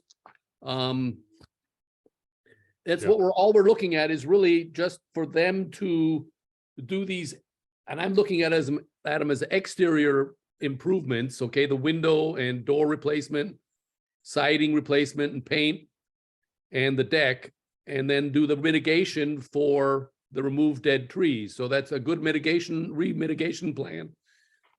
They have water on the site. It looks like they have a septic system on site, which I don't know the functionality of that or not, but that's not really what we're voting on or looking at on this CDP. Anything else you want to say, Dan? No, as far as that permit goes, it looks good to me. Okay. Any council members want to chime in on this one? I know Kevin lives up that way. I mean, we all noticed when we drove by there on Highway 1 how much was going on there, and there is something that I wish I could find it and cite it to you all, but if you do over 10% vegetation removal, it's considered major vegetation removal, and you're going to have to deal with remediation. So, here it is. Here it says it. The building department informed the applicant that when 15 trees or 10% of the existing trees are removed, whether they're dead or alive, it is considered major vegetation removal and requires a permit in Mendocino County, particularly in the coastal zone. So that's where the mitigation or the remediation plan comes into play, similar to how we just heard on the other one. So based upon what they're requesting, I'm willing to make a motion that we approve CDP 2022-0035 with strict adherence to the Jacobson and Associates Incorporated report, biological assessment and environmental sensitive habitat area analysis for that address. That would be my motion. I'll second that. Okay, Dan seconds that. Hang on a second.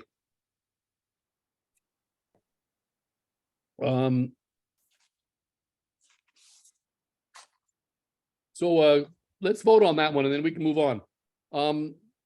David, Aye. Dan, Aye.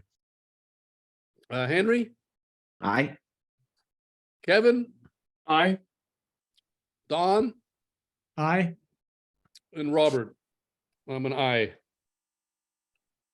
I wish they were all this easy. You know, it's quite clear and concise, isn't it? Very, very clear what they want to do, and they. Yeah. So Dan. Well, should and it's such a mess. It's almost anything they do there is going to make it better. But yeah. the restoration's really important. Mm-hmm. I'm impressed that they're gonna have to replant trees, even though apparently a majority of them died from natural causes. Right. Well, it's still habitat. I mean, that's if they're going to replant probably bishop pine. That's where the bishop pine like to live. So it's Yeah, I think that's great. And they're looking to do other Acorn things to the woodpeckers property. use them. What's that, Dan? The acorn woodpeckers and a bunch of other things. There's a vole that uses the dead pine forest. Mm-hmm. So yeah, you can't just cut them down. Okay, Who you will want me write to, the letter? I was gonna ask Dan, you want me to write it, Dan, or do you want to write it?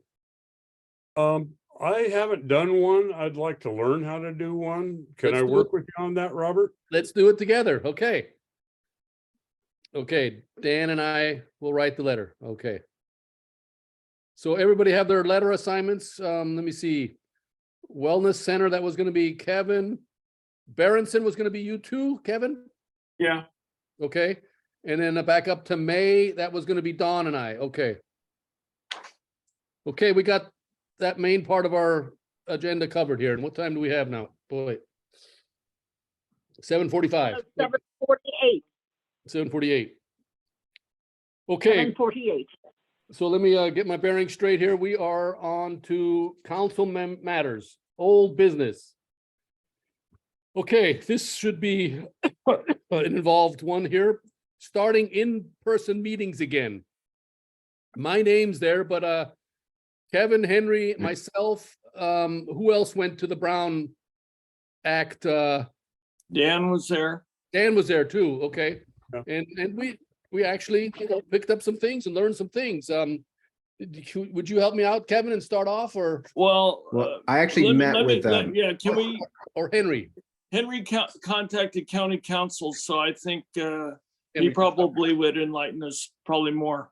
please do, Henry. Yeah, so and I know Melissa's gonna have strong feelings about this one, so I wish you were here for the discussion. But I mean, to be honest, I'm not sure how much discussion there really is. I met with county council.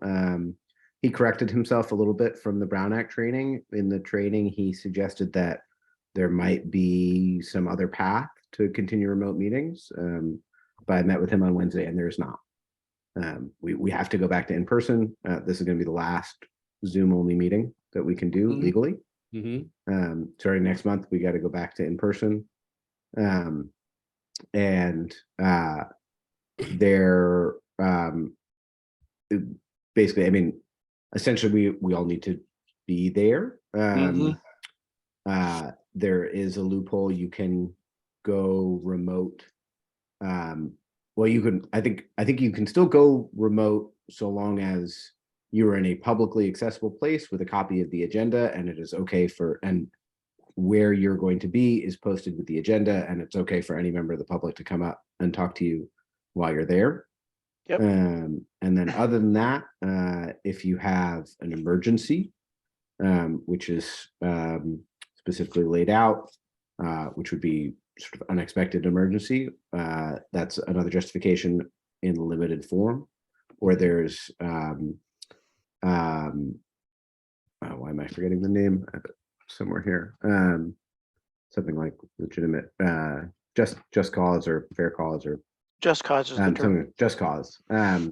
So this would be if you have childcare responsibilities or caring for another family member, or you have, it sounded like from my meeting with county council, a particular risk from attending the meeting, which it sounded like plausibly, which would require further discussion with county council, but plausibly reasons of age could be enough, or some other medical condition could be enough, but some reason why you cannot attend in person, that you could get cleared, then that would clear you to do remote 2 times within a calendar year. Right. But after that, you can't be a part of the, you can't attend more than 2 times remotely. So yeah, so I mean, I'm not pleased to learn that, but the law is the law.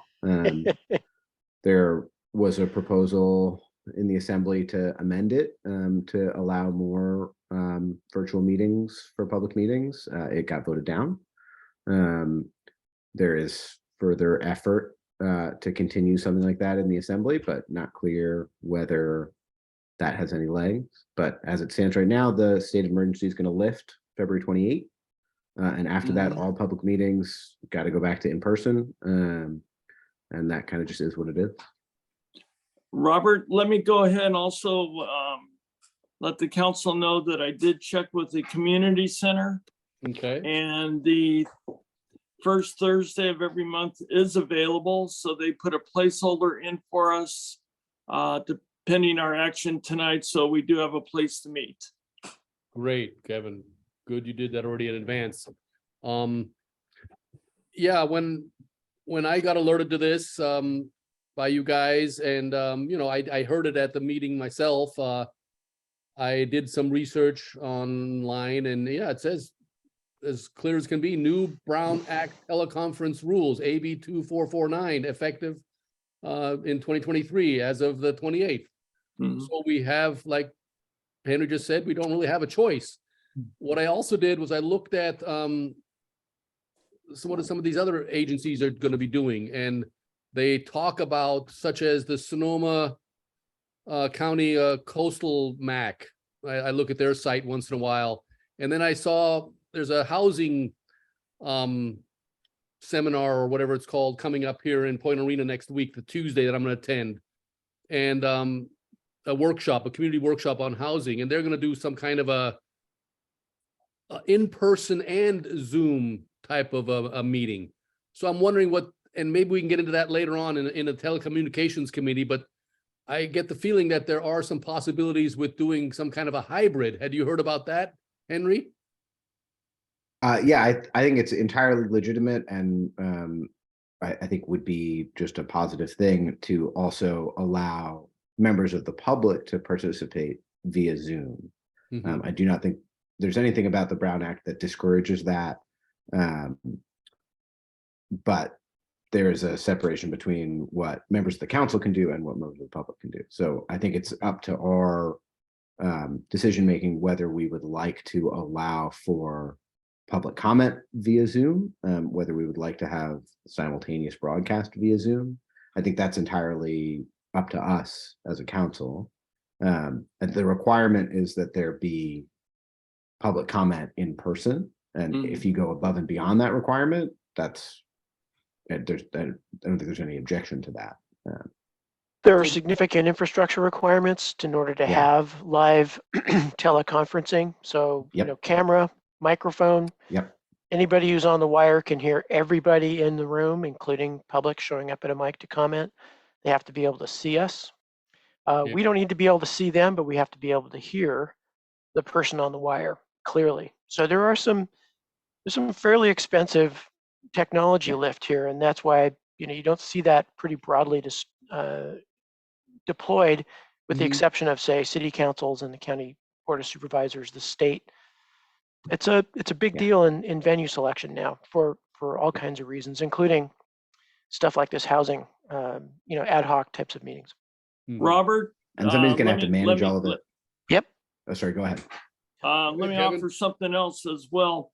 Coast Life Support and the Gualala Community Services District do have a hybrid meeting where their board meets in person, but they do have it televised.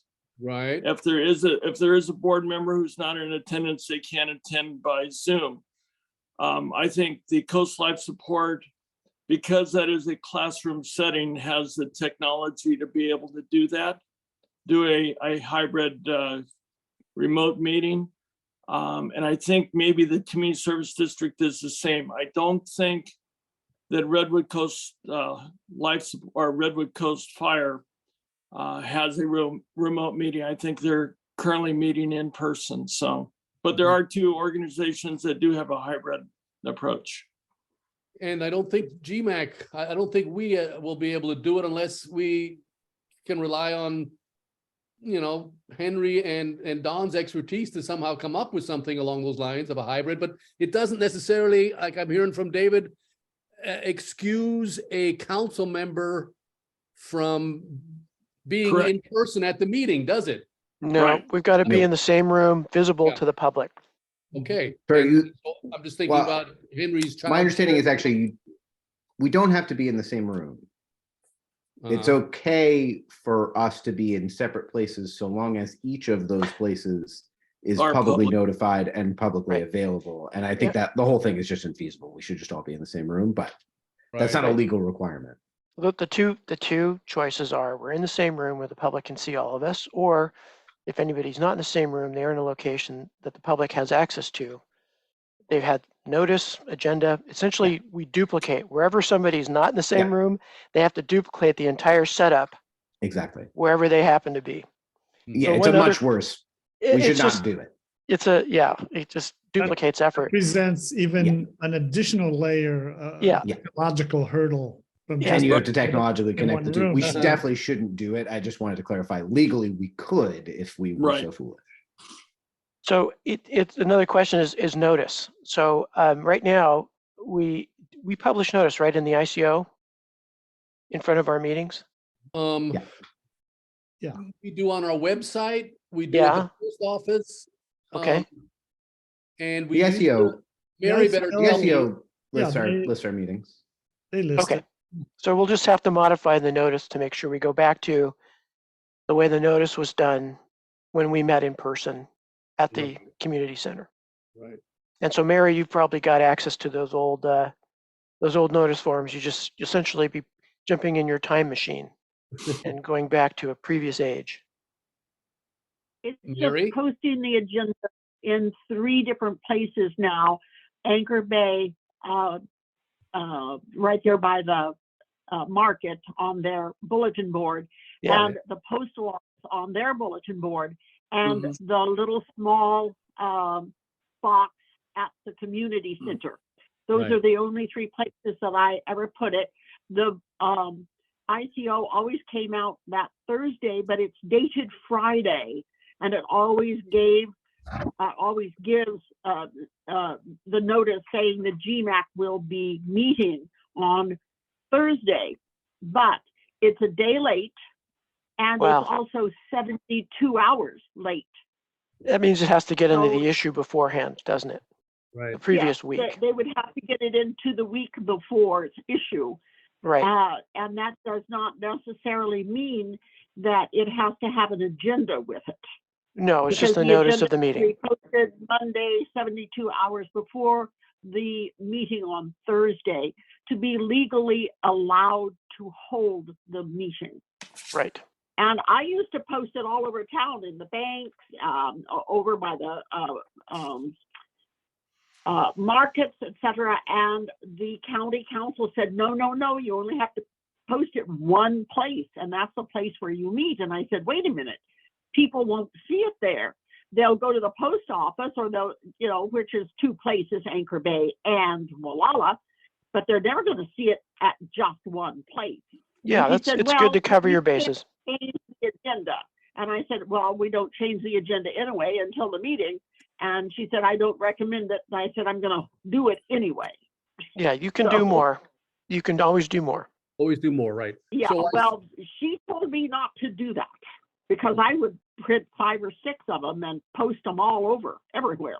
Mary, I would suggest that we go back to our old methods, which was Anchor Bay, the meeting place, the community center, and the post office, and then your usual group of people that want to get our agenda, and the ICO. We got to have no new ICO ownership. We got to work with them and see that they know that we have a meeting every first Thursday of the month, and that they can at least refer people to our website or something where they can see the agenda, right? Good idea. And Yes. that's all we have to do. That's how we used to do it all the time, Mary. You'd even have me posted on my way home in Anchor Bay sometimes, but that's good coverage for our jurisdictional area, in my opinion. Yep. And that's what I felt too. There were a couple of places that I wanted to put it, like at the Gualala market and at the surf market, you know, on the door or on a bulletin board. So people going in and out of the market as well as the postal office would see it. But I was told no, and so I cut it back. Okay. So we still gonna have to work on the logistics of how we set up our meetings at the community center. We used to, you know, have 2 big tables and we all sat relatively close. I don't know how we all feel about that. There's going to be lots to do on that between, I'm glad Kevin got the primary thing out of the way, which was reserving the community center. You know, we did the old method of recording the meeting, remember, Mary? With a tape recorder. Yes, How I'm are still we looking, recording the tape recorder. how are we looking at doing that? Don or Henry would we still be doing video? If we have Zoom, if you have Zoom available for anyone who Yeah. wishes to come from the public into a Zoom meeting, and we have that HTTP site that is permanent, then having the Zoom up and recording it through the Zoom and putting it onto the website would be no big deal, would it? It is a big deal. It is a big deal. Okay. Well, it's the Zoom part that's a big deal. Yeah, And it's a bit complicated, and we're gonna have to give that some thought to figure out how we can do something to at least post our meetings on YouTube, which I think is important to do, and that's a service to the community. But I think that's going to require a video recording system. Yep. You know, and multiple microphones. So there's equipment involved. What I got, And one microphone is not going to cut it for all of us speaking. Yeah, The a little tape AA, Mary, AA yeah, a little holds- tape recorder got most of us back when, huh? yes, and my tape recorder does very well. The AA holds meetings at the Old Action Network, and they hold a Zoom meeting every Monday. And they have people coming in from Florida and Washington, D.C. and Los Angeles, etc. And everyone sits around the table there, and everyone can hear everyone. The technology is there. There's a large projector that's projected up above on a screen, and you can also see it on the Zoom computer screen. Okay, can I maybe, chime Go in ahead. on the virtual stuff? So my personal order of preference on having to talk about the interactive piece where the public could actually interact in real time. I would love to have a good version of that that works, that would be my first preference if we could magically make that happen. My second preference would be not to have it at all. And my third preference would be to have a version of it that works poorly and that is constantly dropping out, and where members of the public think they can join in virtually, and in reality, a lot of the time it doesn't work. If we aim for one, we're likely to wind up with three, is my guess. With the exception of there are products that exist that you can go out and buy that are relatively turnkey solutions. This is a well-solved problem. Any number of people have had to put this into offices, even before the last 3 years, but especially during the last 3 years. But they're not cheap. They do have to get managed, and I don't know that it makes sense for us as a council to try to bite that kind of project off for these meetings. If we found a venue that had already done it, or if the community center had another reason to install that sort of hardware, because it is quite a bit of hardware, it's cameras, it's microphones, it's another screen so that we could see what was happening on the Zoom. There's a bunch of just stuff involved. Sometimes it'll break, sometimes it just won't work right. Like it's a thing. So if we found a venue to do the public meeting that worked from a public meeting perspective, that was ADA accessible, that was available at the times that we want, the dates that we want, and had that sort of infrastructure, that would be great. If we don't think that's in the cards, then I think we probably need to scrap the interactivity piece, at least for now, unless we can find something like that, or somebody wants to volunteer to manage it. As far as recordings, that's a much more easily solved problem. That is not to say it's trivial, and to do it right is harder. To do something that is, better than nothing is probably not that hard. We could, do something on a phone even that would be, we probably hear most of what was said. It wouldn't be good. It would be a lot worse than the recordings we're putting up right now, but it would be something. Ultimately, we've got a meeting next month. We've got to do the meeting in person. I don't know if anybody is volunteering for the project of figuring out those pieces of it, in addition to getting ourselves set up. I think there's an argument for, I've never been in the community center for one of these things. So there's an argument for we should just go do the in-person one and leave it at that for the first one, see how that goes, and then try to make arrangements for subsequent meetings to add on to that. But I don't think we should try to do the interactivity piece ourselves in the community center for the next meeting. I agree. I think for the first meeting that we have in the community center, we just should go back to Mary's old system to record the audio portion and not try to figure out some technological project that would involve a number of hours commitment by one or more of us, plus equipment that we've never used in the past in that setting for a meeting. So I'm not in favor of trying to set something up next month. No. It's not a whole lot of time. And, all of us have other things to do. Yeah. It's not a full-time gig. Yeah. This is a learning curve on this. If we were even gonna, I say we just go back to what we were doing, Mary. And one thing I did want to say is I want to see how these other, that's one reason, Kevin, I went to a recent sewer district meeting myself to see what the community services district did. And it's pretty complicated. And I wouldn't want to see us undertake that all of a sudden. It takes some effort. So I'm like I told you earlier, I was going to go to that housing workshop in Point Arena to see how they do it in person and via Zoom.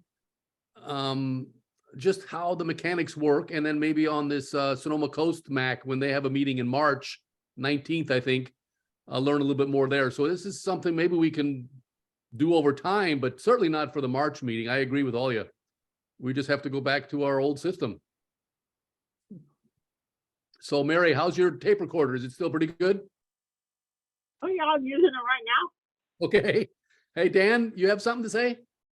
Oh, I'm just want to first of all, concur with what you've all been saying. And would add to what Henry said, I think the last thing we want to do is a bad job. We're perfectly legal to meet in person and do everything on that basis. So, you know, until we figure out the rest of the details. But what you don't want to do is set up people to have an expectation that they can see it on Zoom, YouTube, some other medium, feedback, and you know, all you've got is a bunch of junk and missing information and so forth. That doesn't meet anybody's expectations. If you set the bar low to start with, then you can improve it as you go. I'm hoping that the ICO attends in person and then they can report on things, you know, as well, not as it happens, but at least they'll have direct, immediate access to the issues that we are covering. Let me say something and then I'll get to David. He's got his hand up, okay? Thank you. You all feel as council members that we need to forewarn our constituency that we're going to have to do it in person from here on? Yes. Yeah. Okay, we're going to say that too, David? Yep. Somehow I think we need to forewarn them that, hey, we can't offer you this this privilege or luxury anymore of having Zoom meetings. We are going to have in-person meetings from here on, like in the old days, and we invite you wholeheartedly to the community center to come to our meetings. We're going to have to do that in this next month, I have a feeling. Robert? Well, Yeah. And then- Oh, wait a minute, we're Dave, gonna- go ahead and then I'll, Kevin, I was going to go to Dave and then I'll come right to you, yeah, Kevin. no, that's fine. we're not the only ones. Okay. So this change is affecting every public meeting body all over the state, including in Mendocino County. So I don't know what's out there that we could climb up on. So for example, I don't know if the county is sending out information to the various newspapers and however else they disseminate information that, hey, you know, we've got to meet in person now. No more Zoom all the time. For places like the county, they can still accept, because they have the equipment, they can still accept people dialing in by Zoom. And so it's less of a change there. But I don't think we're not the only small public meeting venue that is going to go through this change. But anyway, having said that, I'm just not aware of what others like the fire districts or the CSD are doing. But it may make sense to reach out to the editor, send the editor a note of the ICO, tell Chris that, hey, the law's changing. We've got to go back to meeting at the community center. People have probably gotten used to and expect a continuation of the Zoom access. And because we don't have the wherewithal, we're not capable of implementing Zoom, it's going to be an in-person meeting only. So that's probably a small article. I don't know if somebody wants to write it, but if somebody doesn't, I'll do it, and then I'll send a draft to this group. Wonderful. Okay. That would fulfill our obligation, our need to kind of let the constituency know. I'm sorry, Kevin, go ahead. Let me also share with the council that Chris McManus, the editor from the ICO, religiously watches our GMAC meetings.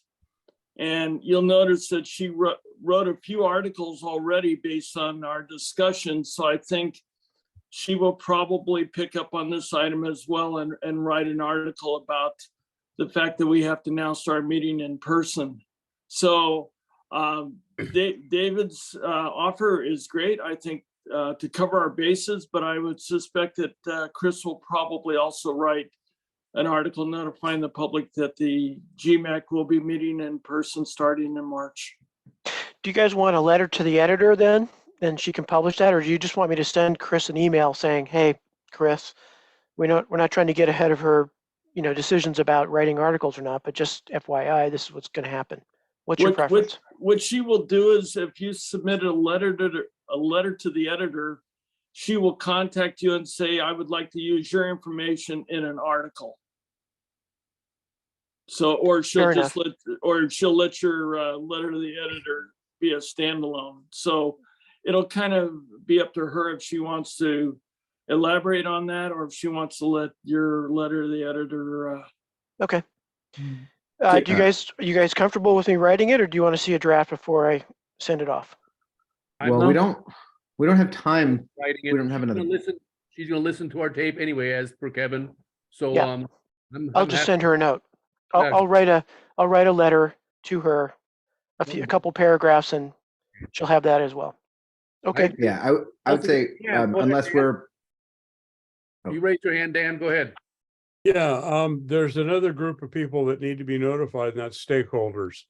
Okay. As it is, we've got architects from all over the world coming in here, it seems like sometimes. And property owners that are absentee, that live someplace else. And they're also going to need representation in our meetings.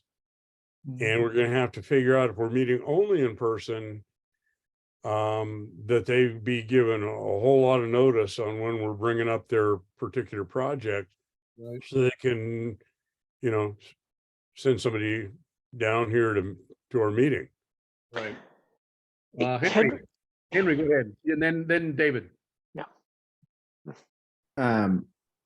well, sorry, this was just on the previous point of the letter. Just if we're not making a motion, I think you just need to make sure you're sending it as Dave Shpak and not as GMAC. So I think that would require an action by the council. Well, yeah. But we could also have a motion to say, go ahead and draft and send a letter on behalf of GMAC. But I think that would require a motion. What if he just ran it by us in an email real quick, just so we know what he's writing? I'll do it. I'll draft Nope. it. I'll send it to you guys. We can kick it around. No, that's a violation of the Brown Act. That's Violation of the a, Brown Act. Oh, Yeah, okay. yeah, Yep. anything we vote That's a on, meeting. there has that has to be a public notice. meeting with an agenda, notice, Long et way. cetera, et cetera. Yeah. Robert, are you enabled to send as chairperson? Can you send a document representing GMAC or not? I'm sure I could. You can send as Robert. as Robert, who is the chair of GMAC. Just can't send on behalf of GMAC without a motion, Okay. without an action by the council. Okay, Right. Robert, just so we don't have a Brown Act violation, I will draft something for you that you can send as chair. Is that okay? Yeah, I think Okay. so. And then the language, if this group wants to, well, or Robert, if you want to, again, without a Brown Act violation, you can decide who governs content on the website. Is that also by vote of this group, or can we post content without a vote? On the GMAC website, Correct. I don't think we need a council vote on that, do we? It's just an information item. Yeah, Great.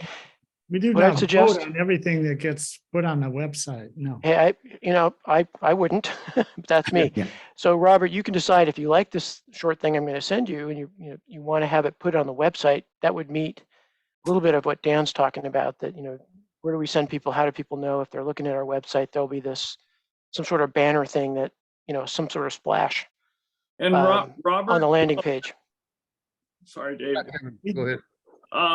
What you might do is reach out to Chris McManus and see if she's going to be writing an article based on our discussion tonight. I'd And like. if not, then we can move forward and Dave can write a letter to you that you can author as Robert, the chair of GMAC, and move forward that way.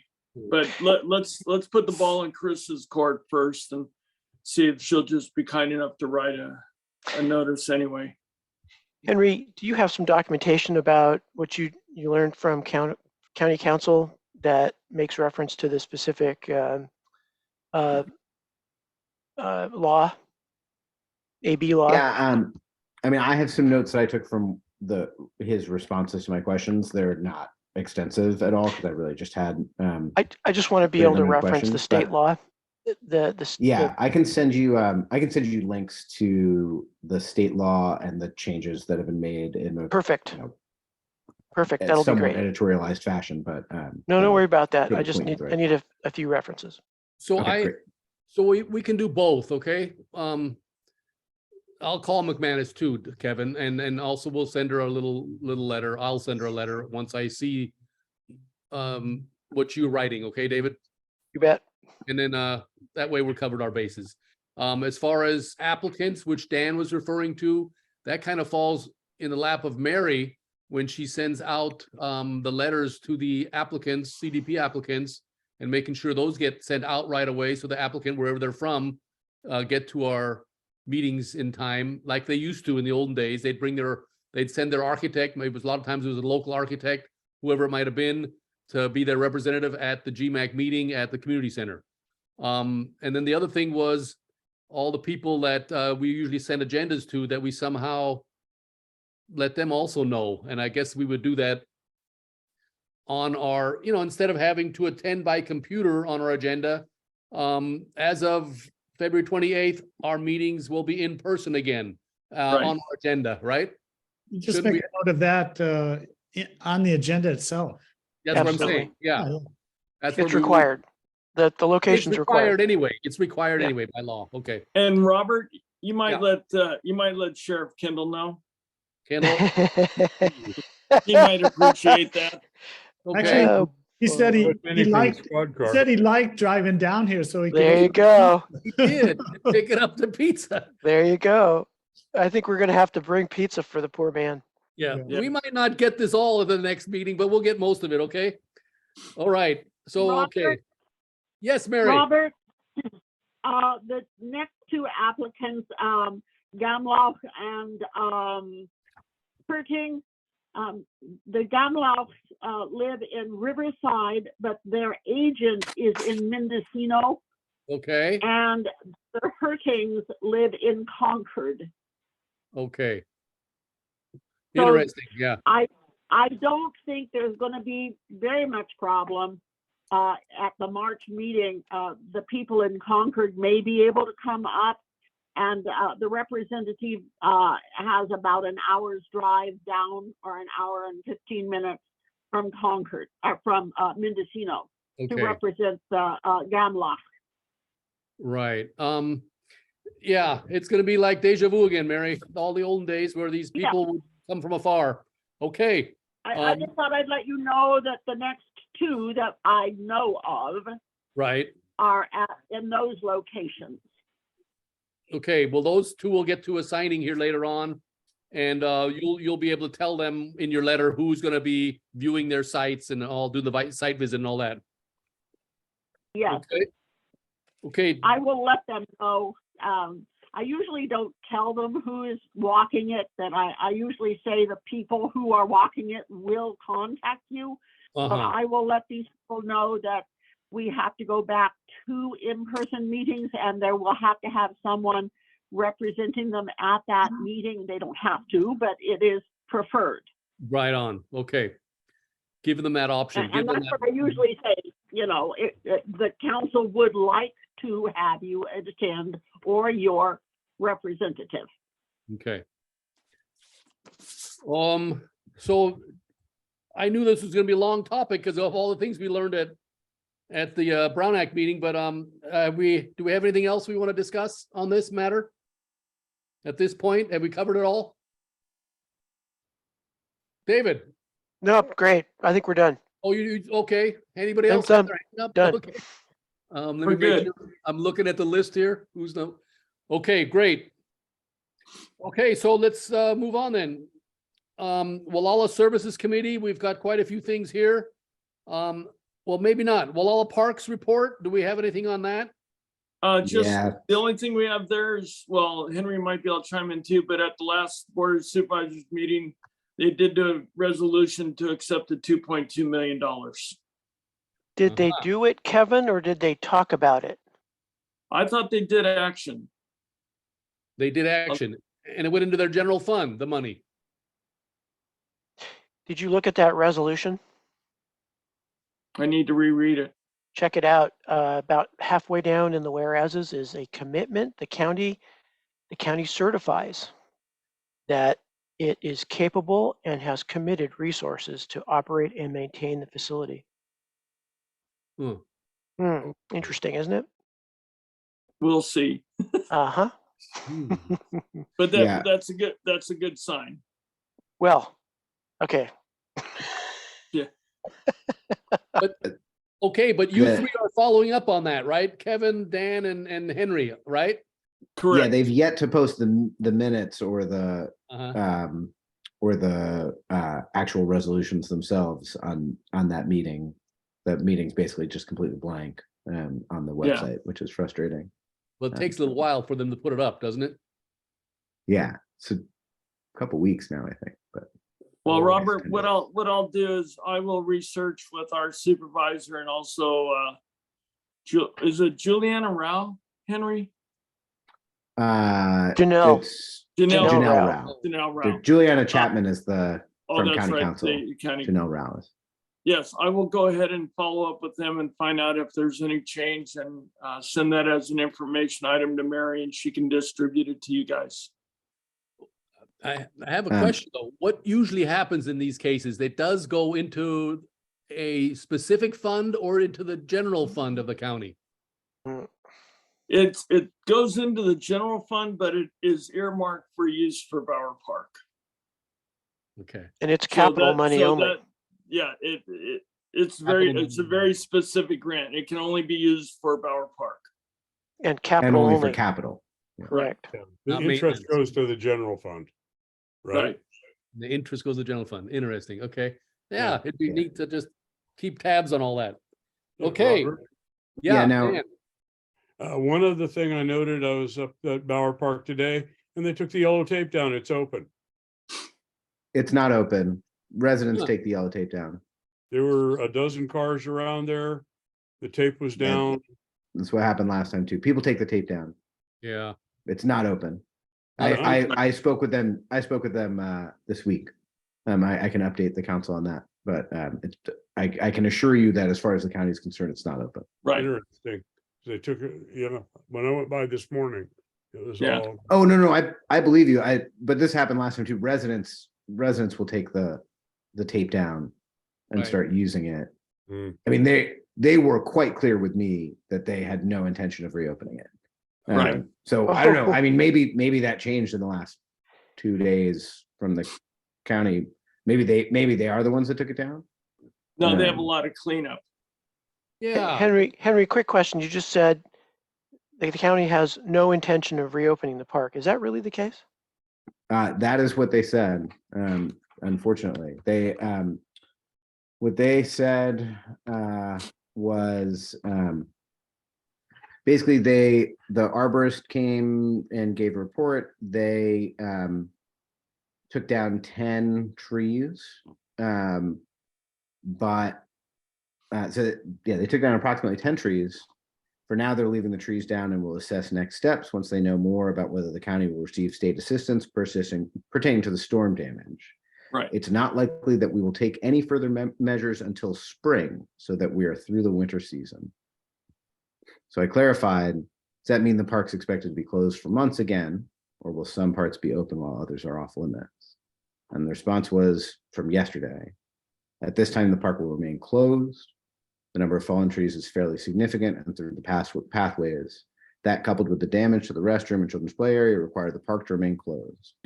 With the ground being so saturated, there's also concern with additional trees coming down and other weather events, which is why we will wait until spring to begin any work in the area.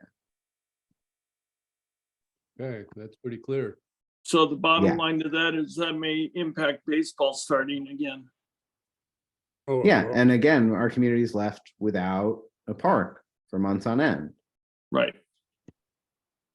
And, I understand we had a very serious weather event. Having the park be closed right now is understandable. Saying we're not going to do any work for months because something else might happen, I don't understand why that's not always true. Is that how all parks work? They just, something happens at the beginning No. of winter, we're not going to fix it until spring. Like, no, that's not how parks work. We're talking about a big chunk of the year with the one park that we have in this community being closed again for months. yeah, and if more trees fall, it's just gonna be a multiplied mess to clean up if they don't start cleaning them up when they're, now, really. And And it will prolong the opening even further, because once a tree falls, then there'll be a waiting period to see if maybe another branch or another tree falls. So, yeah. Wow. Henry, could you email that statement that you just read to me for the record, please?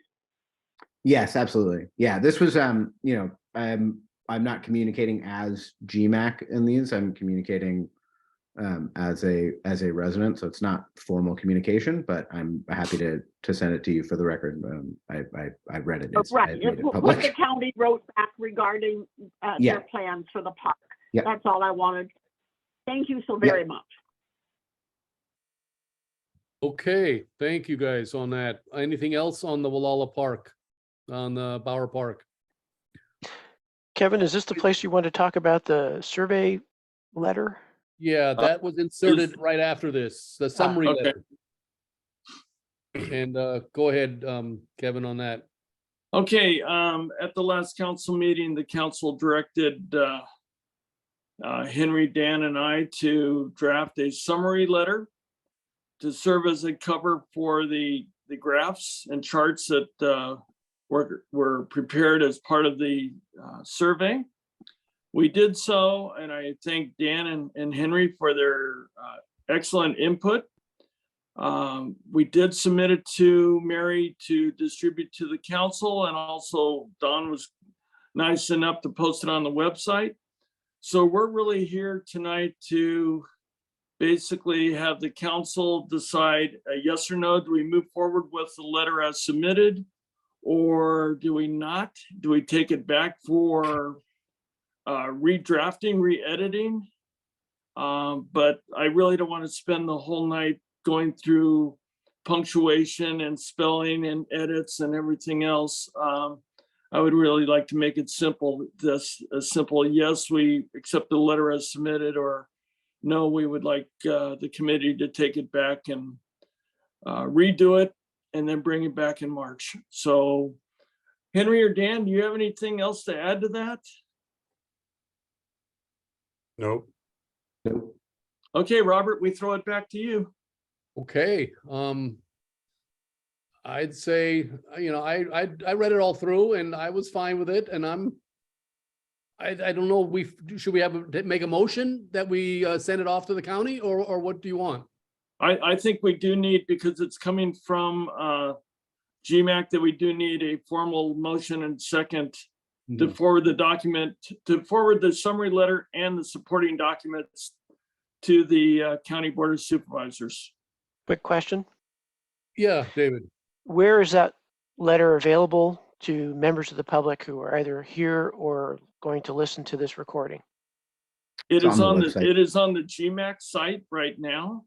Great. But I would also, not as part of the motion, but I also feel that it is our responsibility to forward the letter and the information to the local newspapers, especially the ICO, and maybe even to the Anderson Valley Advocate, is it? Because I know a lot of people in Anchor Bay, in Gualala, and the Sea Ranch all get that newspaper as well. But I would like to inform our constituents that this is a survey that was done and where it is headed. And Yeah, perhaps the yeah. soundings for the Sea Ranch soundings? That would be, yeah. Any Mary, any local periodical that you think should receive this information and be able to report on it, I think as an information item to the public would be beneficial. And my feeling is that the Comes out quarterly. letter is adequate. And I think you guys did a good job with it. And I think we should send it off and not spend a whole lot of time on this. I mean, Okay, it does a good job summarizing the data. And I think it's good to go. Okay, Okay. I'm sorry. One last question from the slow group and the new guy. Where on the website is this thing posted?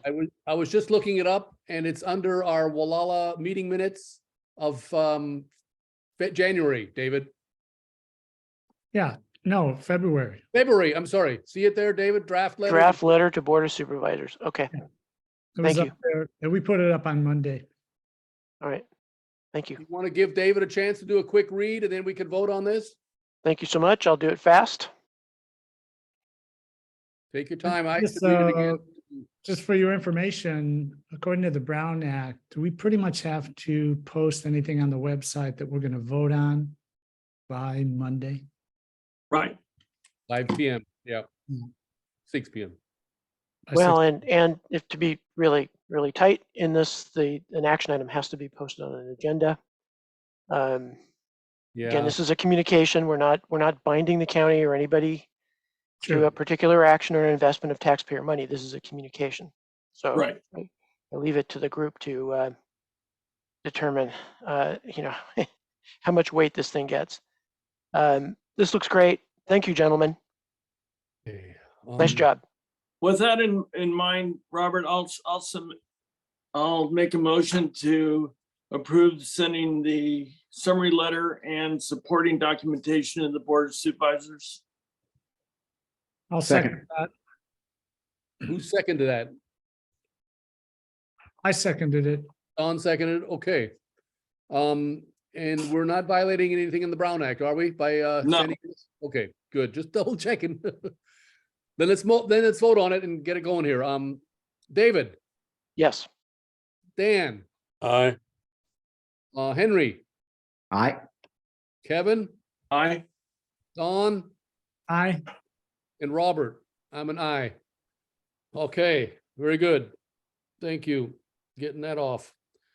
Affordable housing report would be myself only at the moment. And like I said, I really need to do some things on this. I'm interested in planning, in attending that community workshop in Point Arena. That's going to be that in-person and also via Zoom workshop coming up this February 7th. So that's all I really have. I know the Point Arena folks, the city council has been working with, and let me remember her name, Linda Roofing is her name.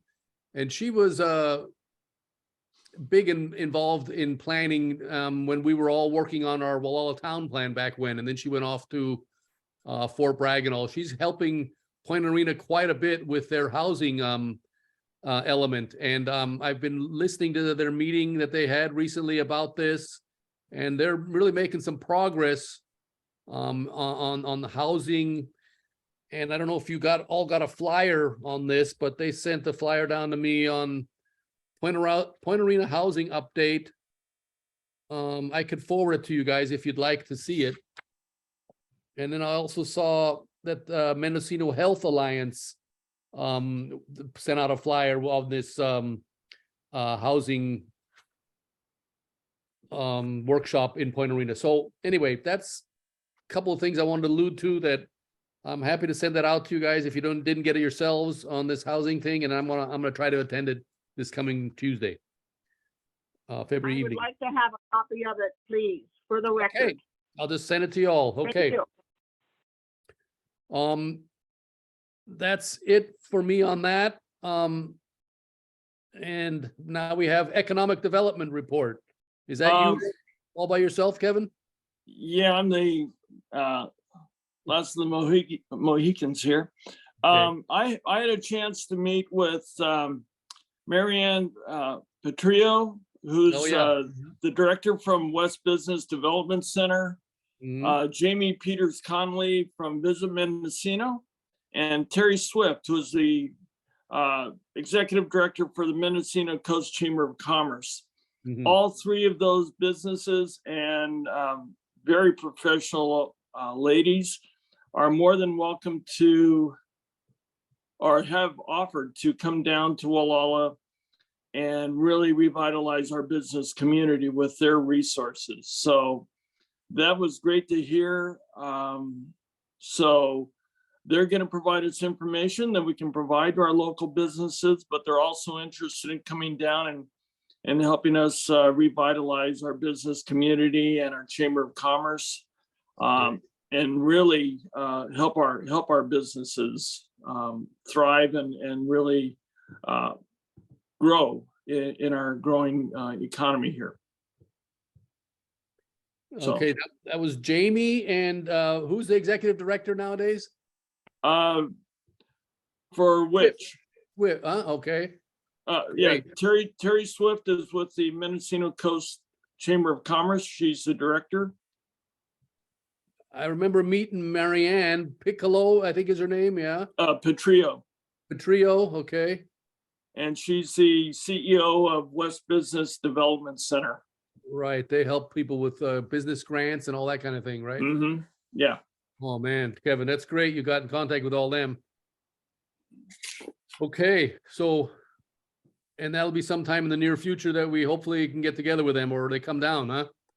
Yeah, they'd like to, if we have some sort of gathering of our businesses, they would like to come down and be able to provide information, kind of a meet and greet, so the business owners can meet them and hear a little bit about what they do and what resources they can provide. Okay, so we got to work on that meet and greet, okay. All right, should we move on?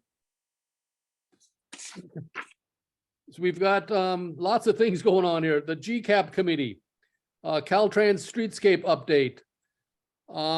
Caltrans was in contact with me this past week. They're looking to be at our March meeting. So that's gonna be an interesting meeting. They're going to have to come in person, it looks like. Mhm. And I'm gonna have to talk with them some more. We're gonna have a Yeah, they should have got it done for this one. we're gonna meet as a committee, a subcommittee first with them, okay? And then in March is gonna be the big challenge, I get the feeling, Henry. How I'm gonna have to talk to her about that, how they would plan on doing that. They got long distances to travel, and I'm sure they would have preferred doing it by Zoom, but it's not gonna happen that way anymore. Yeah, I mean, we would have, if we'd known earlier, we could have talked to them about it last time, but Yeah. Who's going to is promote what it is. I the, imagine we're not the only ones they're going to have to visit. who's going to promote their arrival, and I guess, are they looking for a community workshop? Do they want to splash this? I have to talk to them first, to David, to find out. I mean, they Yeah. do want to present this to us as a council, entire council, whereby the community is involved through a GMAC meeting. Yeah, This is a big deal, it is a big deal. Yeah. and it's an ICO kind of big deal. So I have to re-up with her and see how she plans on doing that. Maybe when we get on our subcommittee meeting with them, Henry, we can ask them those things. So Yeah, I don't mean, my understanding was that the intention is not to have some sort of substantially interactive workshop.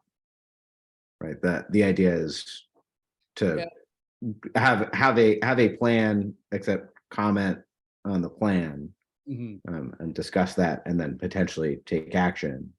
I think there have been several town halls, right? I don't think the idea is having, another one of those. no, that's not really what I see is happening either. I like to see the council get informed on this, but our council meetings are always open to the public. So we do need to tell the public that we are going to have Caltrans presenting the final plan or the final draft Absolutely. plan to us. Right. Yeah? Oh, absolutely.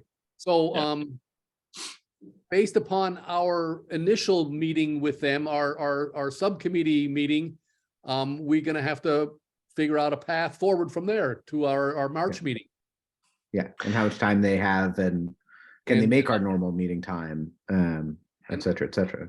And it goes back to how they did things back in 2019. Yes, they had to present it in a big open meeting room like the community center. I don't know if David was at that meeting back when, but yeah, it's a big deal. It's ICO and it's a major thing. So the reason I'm probing is that it's very important to be very clear about the purpose of their showing up at the March GMAC meeting. It's very clear that we understand and that we can convey an understanding to the community that This is not comments. This is not a workshop. The purpose of them coming back to town is to show their work toward a final project. They have had their input. Right. They've had some communication with GMAC as representatives of the community to just to check the work, make sure it's going in the right direction. Correct. But this is essentially show and tell. This is not a workshop. So we got to be very clear, encourage Caltrans to be really clear, you know, Okay. it just so that, number one, people aren't confused and they don't get their toes stubbed, because that's happened. This has been a long controversial project, and it's important for everybody to understand, open-handed, you know, we're not trying to hide anything. This is just where we're at. This thing is done.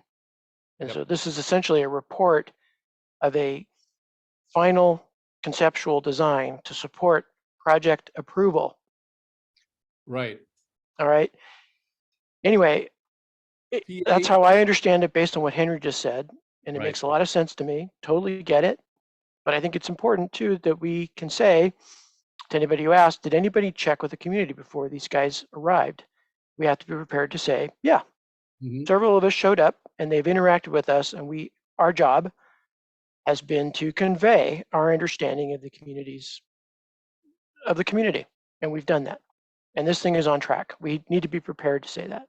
So we have to look to the committee to be as positive and straightforward as it can be. And I think the rest of the council members can rely on Henry, Melissa, and I on that. Okay. Robert, can I ask one question regarding that? Yeah.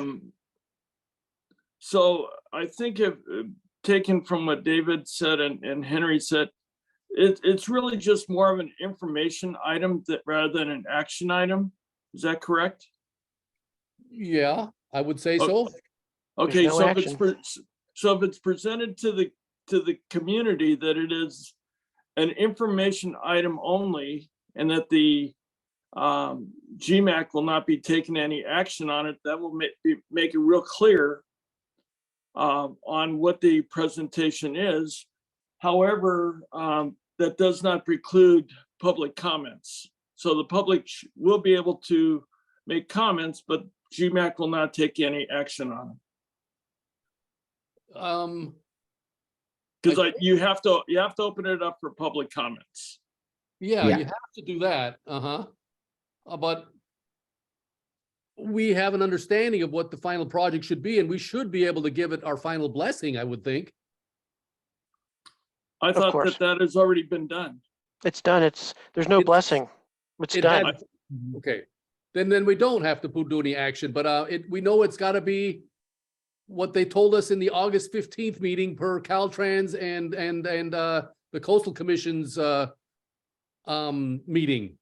Right, So- so it's an information item, correct? Yeah, okay. Mhm. It's going to land on the committee to make sure that this thing is ready to go into prime time. I mean, if you guys see something on that Thursday when you meet with them, you might have Right. to tell them, hey guys, you can't show this here yet. This isn't, whatever, you'll decide. You guys will make your decision. Right. But it's going to land on you to, you know, kind of test the homework and make sure it passes before it goes out in front of the curtain. So Henry, we got another meeting on Zoom with them, or actually it's on WebEx, right? And you know, it falls on our shoulders primarily, Melissa also, to do all the checks and balances. Yeah, I mean, I do think, well, I don't know, are we sure that there oughtn't be action on the part of the council accepting the report from Caltrans? Accepting is separate from approval. But They don't need our acceptance. There's no warrant, essentially. They're not getting a Yeah. permit from the county.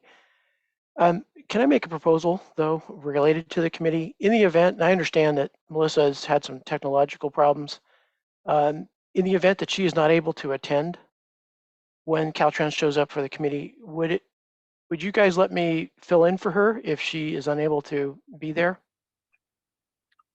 I don't know if you can do that, Robert, because that would place 4 people on the committee until you formally remove Melissa. Even though she's not in attendance, I think by adding David to the committee as a stand-in would Yeah. then make it a 4-person committee. And I You're don't right. know. You're right. Sorry, Exactly. sorry, Kevin. You're right. Yeah. Sorry about that. But I don't think you can. Yeah, you certainly wouldn't be able to vote. That would be a thing that would require being a member of the committee. I think if Melissa were not present, I think you could attend, as that would not form a quorum. I would have That's to all I'm double asking. check that. Right. I'll follow the comfort of the I group. think you could attend. I think you would ask questions, so long as you wouldn't be part of the committee. You wouldn't be you wouldn't be able to vote. But I think that we'd still be fine having you attend, so long as that did not form a quorum. But if Melissa is able to attend, then that would be a quorum. Yep, got it. Okay, and then Rob, doesn't that Robert? open it up to Oh, more than just Mary, the what's that? subcommittee? Henry? That opens it up to more than the subcommittee though, or does it not? I think, well, so for example, I know that if we were to have a 2-person subcommittee, you, Robert, would always be eligible to join the subcommittee meeting in a non-voting capacity. Right. That's for our bylaws. I don't know if that is only available to the chair, or if that possibility, if Dave, for example, if Dave were a member of the public and not a member of the committee, it would be fine for him to attend that meeting if we decided to invite him in an advisory capacity. I would want to double check to make sure that him being a member of GMAC does not preclude him attending the subcommittee meeting. But that, from my conversation with county council regarding ad hoc committees, it is fine to have third-party stakeholders. And I believe it's also fine. I would want to double check, but I think it's also fine to have another member of GMAC present, so long as it does not form a quorum. And obviously, if they are not part of the subcommittee, they cannot vote.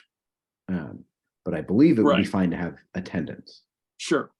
Well, any council member can attend, but they just cannot, have any voting rights on that. If there's any action. I'm not even sure you could attend. I don't think you could attend if it formed a quorum, though. No, Yeah, I could be wrong about that.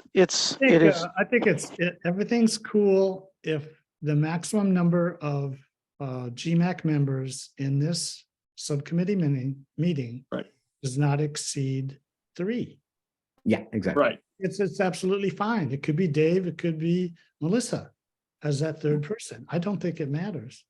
But you can't have 4. Maybe Robert could appoint Dave as an alternate. An alternate that would only participate if one other member of this 3-person committee was absent. Leaving it still at 3 maximum for this meeting. Once it gets to 4, then you have to have a public notice. That's when you get to have to post it. Yeah. Got it. Well, I'd be happy to accept an alternate position if that's available. So how does the council? I feel about that? don't think. I think. Sorry, It's I'm not in the checking bylaws, the Henry. bylaws right now. It's not there. Robert, Yeah. you may want to check with county council to see what the requirements are for an ad hoc committee Yeah. and participation of council members, and if you can have an alternate. I don't, but the thing is, GCAP is not an ad hoc committee, is it? It It is an ad hoc committee. It's been an ad hoc committee for quite some time. It is ad hoc. Okay. Yeah, it's a temporary duration dealing with with a a single project. And like you guys said, I don't think we have anything in our bylaws about selecting an alternate to a subcommittee, do we? Yeah. No. Well, you probably okay. have never had the luxury of having a full council. So I'll tell you what, let's not torture ourselves about this. I will stay away until there is a vacant chair. And okay, well, let's just see gonna- let's see where Melissa's coming from. Maybe I need to have a talk with her, okay? that'd be great if you want to. And then she's not attending our meeting tonight for whatever reason. I need to talk to her. Okay, let me take that upon myself, and then maybe we can get further on this. Thank you. Well, Yeah, and just especially if you advise her that we now have to meet in person. Oh, yeah, I have a feeling that's not gonna sit well with her. Yeah. So there is a lot we need to find out on that first. Okay, I will talk to her. Thank you, Robert. Okay, and then we'll take it from there. Robert, Yeah, Mary? Robert, with this Caltrans meeting, Yeah. allowing comments from the public and answering questions and comments from the membership of GMAC, this is going to put this meeting adjourning at 10:30 or 11 at night. I An optimist, man. that maybe you hold the Caltrans meeting on a different night. Have your GMAC meeting with your 2 CDPs and all the rest of it. We've had 4 CDPs. It's now 5 of 9, and Right. you still have all the rest to go. If you threw a Caltrans meeting into this meeting, we wouldn't get home till midnight. Excellent idea, And Mary. Yeah. Maybe do that. First things first, we're gonna meet with them as a GCAP committee, but I like that idea, Mary. That's kind of suicidal, is to try to do that all at once at a GMAC meeting. Yeah. Okay, I so, want to drive home at a safe time. Yeah. okay. I've just made myself a note on that. Let's look into these things. We got our work cut out here. Go ahead, Henry. But one more thing on this, just Dave, when we formed this committee, you were not a member of this council. Correct. But I know you know a lot about this. You are way more qualified than I am to talk to Caltrans, to ask the right questions. You just know this stuff, and I don't. I'm totally happy to swap out seats, and you couldn't have my seat on the committee if Melissa would like to continue on the committee. I think having you at that meeting is really valuable, and you would be much more useful than I would be. So, Robert, as the chair, that's your prerogative to designate committee assignments. Yes. But I just want you to know if it's a question of whether I or Dave should attend that meeting, it should be Dave. So swap me out of the committee and him on it. Okay. I think that makes Henry, a lot of thank sense. you. Thanks, Henry. Yeah. That means a lot. Yeah, no. That's Thank you. just the honest truth. Okay, let us, well, we need to know from Melissa anyway, what's going on with her, right? So let me talk to her. You can make these decisions between council meetings. It's fine. Just I'll get back to you guys, okay, on that. Yeah. You two, you and David, okay? Thank you. Wow, okay. Meeting at same time as March GMAC, okay. Good. Okay, should we move on then? Electric vehicle charging station. Anything on that, Don? I know there was some correspondence that we acknowledged at the beginning of the meeting. Yeah, that correspondence I was of course aware of quite a while ago. And I was kind of surprised that the only area that MCOG is talking about is Ukiah, Redwood Valley, that part of Mendocino County. And there was no mention of the South Coast anywhere. And so, as I think I mentioned already last meeting, that I've sent Janet Orth, of course, this was only 2 weeks ago, an email asking her about, these planned meetings for EV charging sites in that Mendocino County, and why the South Coast was apparently not included. But I know that she has been on vacation for, I believe, most of the month of January. She may be back now. I have not heard back from her. Normally she does communicate with me.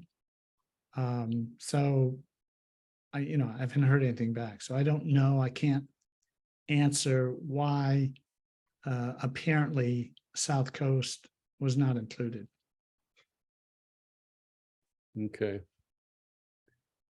And other than that, I haven't heard anything else about grant opportunities for this part of the state yet from the California Energy Commission in particular.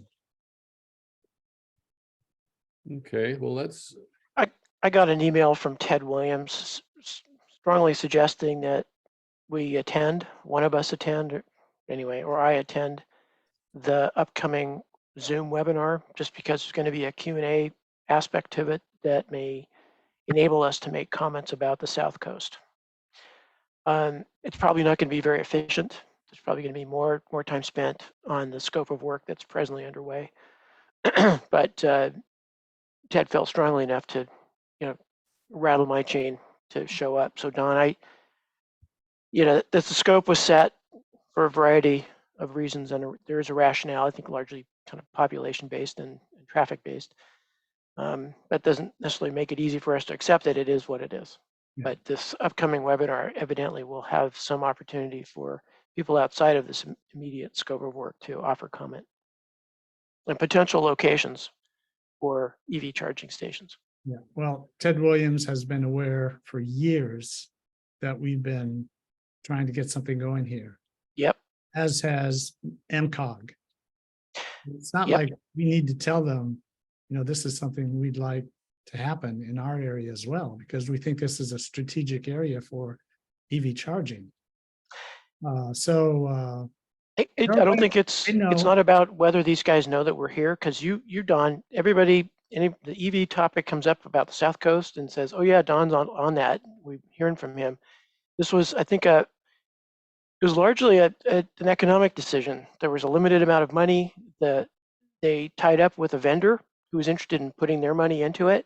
And that vendor made a business decision about constraining their scope. Yeah. Anyway, I don't think there was anything adversarial about the South Coast. It just, we didn't meet whatever the business decision was, the criteria of the business, the vendor. yeah, it seems to me that we'll always be on the short end of the stick on this. Oh, I don't think forever.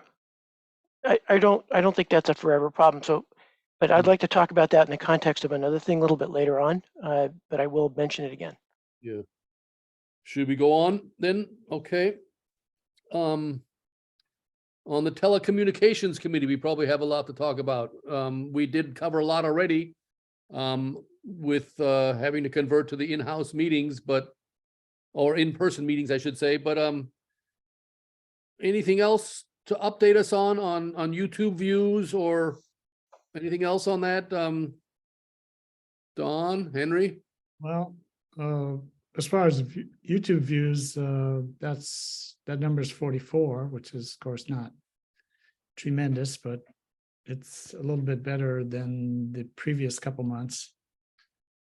Also, I was just thinking, we could continue to post on YouTube in lieu of a video. We could certainly post the audio with timelines. Yep. Mm-hmm. And that would make it easier for people to just jump to the section of our meeting that they have an interest in, as opposed to being forced to listen to the whole thing, which admittedly may not be the most amusing thing you could do in an evening. Right. Oh, come on. Does Mary record in analog or digital? It's a digital you're gonna have to ask me. recording. It's a fairly professional recorder that has 4 lines to it, to one recording, but I don't use all 4 of them. I only use one particular line rather than 4 inputs. But you're Because you're recording to a digital file that can be uploaded to YouTube directly instead of having to convert analog to digital. Yes, that's correct. Great. I can send it to you. No, I don't need it. think I can- Once is enough. I can email it to you. Provided it's not 5 or 6 hours long. That's We're good already news. 3 hours long right now. That is, Yes. we certainly could do that, right away in place of, doing the video until and if we come up with a solution for a video recording. Which, at sort of a basic level, putting aside the Zoom, any type of Zoom interconnection, which complicates matters. Just a straight video recording is pretty straightforward. Just need a camera, microphone, good quality microphone, and tripod. That's it. And you, of course, have to supply power to the camera. The batteries in the camera wouldn't last. Mhm. So you supply power and it can run for hours on end. And of course, that creates a digital recording. Yeah, but somebody has to man that video No, camera. no. No? You just use a wide angle lens Uh-huh. and you can capture, the whole scene. But the scene's not going to change Right. because there's not going to be a camera operator. It just sits in place and And has the whole board. Okay. that's it. That's the simplest approach. Well, you need two cameras, one to catch public comments and one to catch the board, I would think. Well, I don't think we need see a where we camera. position the camera, but a single camera is the simplest approach. Rather, because Yeah. if you put two cameras in, then we're talking about some major editing that has to be done. Which I Got the don't time for think that. we want to get involved in that. If we just make it one And I- camera, just shoot the wide angle scene, put that up on YouTube, and that's it. At least then people can see who's talking, they can hear them. And of course, we could put timelines on it.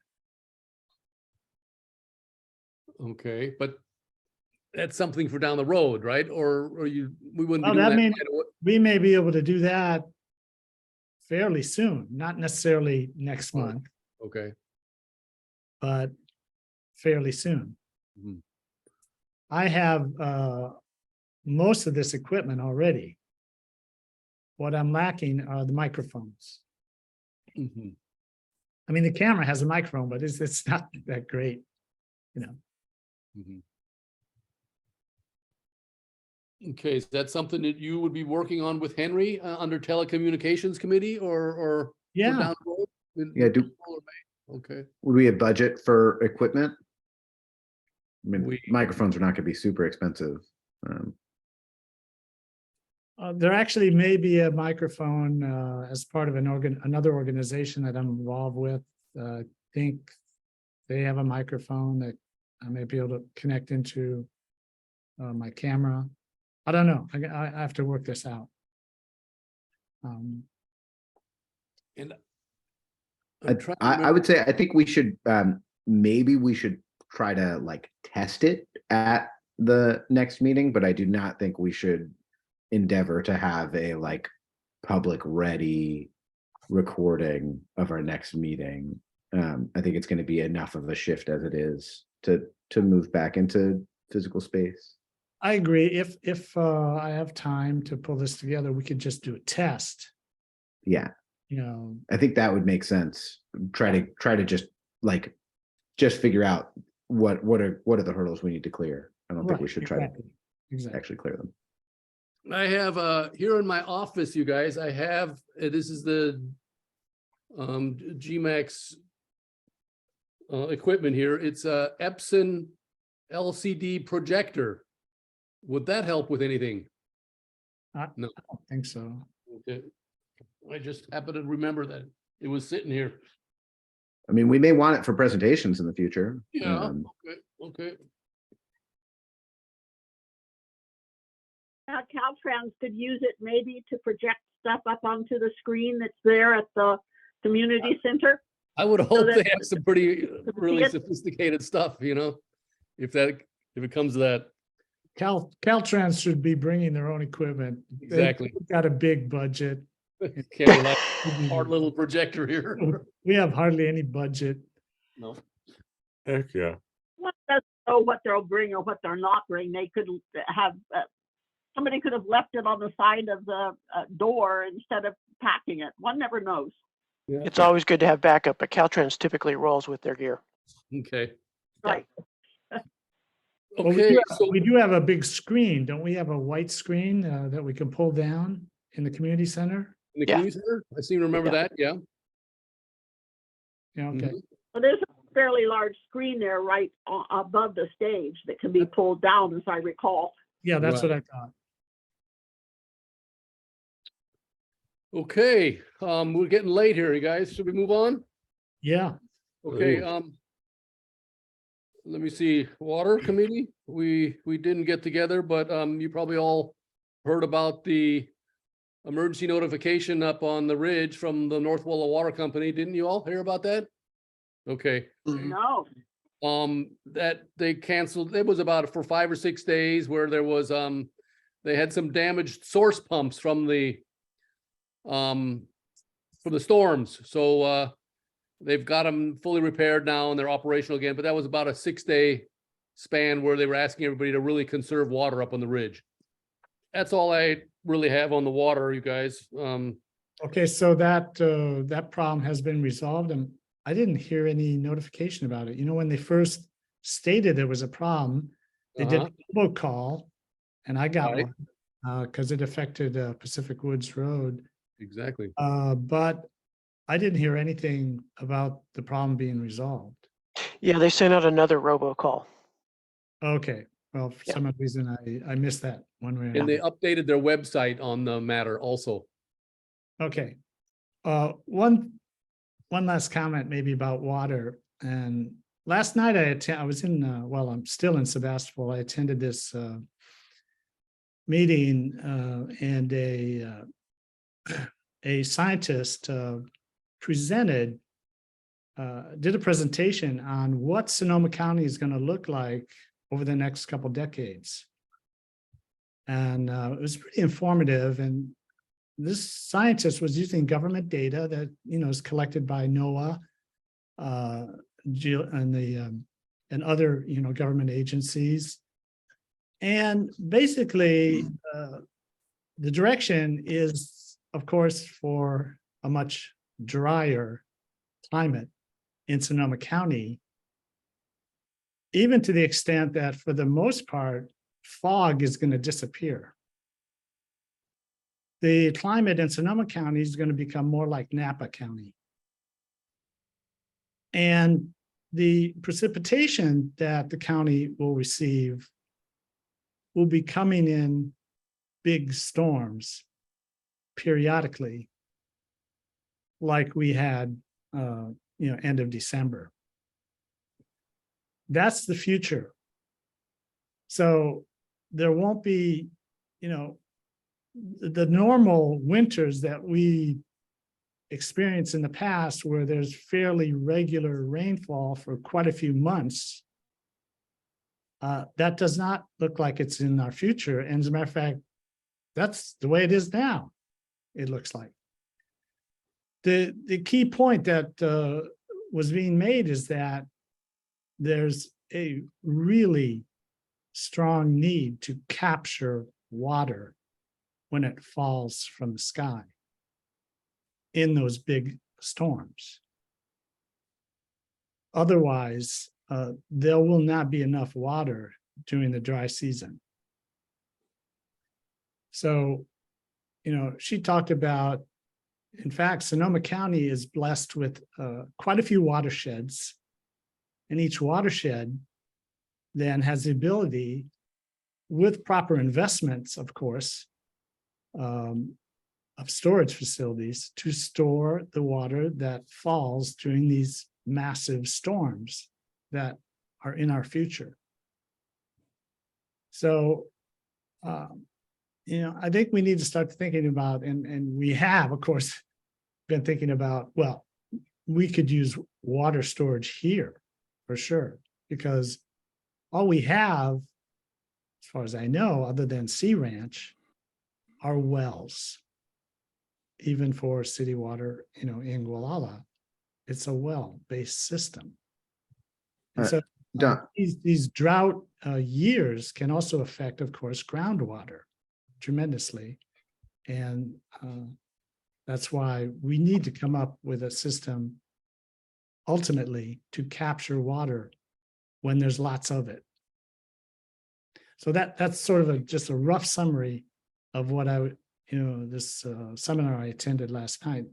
And it was very well attended. There were over 100 people there in Sebastopol.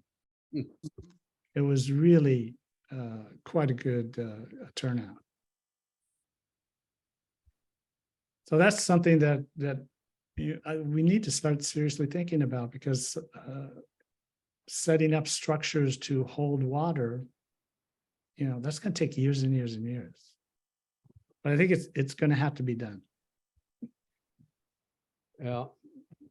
We've been discussing it for all the time I've been up here, and Sea Ranch was forced to put in a reservoir, and that was it was forced upon the developer, I remember. And there was a big lawsuit that went down on that. But we need to, that's besides the point. We need to find a way to take care of ourselves for in the future, like you said, Don. And apparently they're doing more of it down in Sonoma County than we're doing up here. I think we should defer further conversation about this till another meeting. Just given the time. Yeah. I agree. But thank you for the mention that summary, Don. Yeah. What do we got? 9:15. Okay, let's wrap it up here. We got permit review assignments, correct? Is that all we have remaining? And then, well, we do have some other things coming up here. Hang on. Okay. Do we have any volunteers for the first CDP 2022-0021?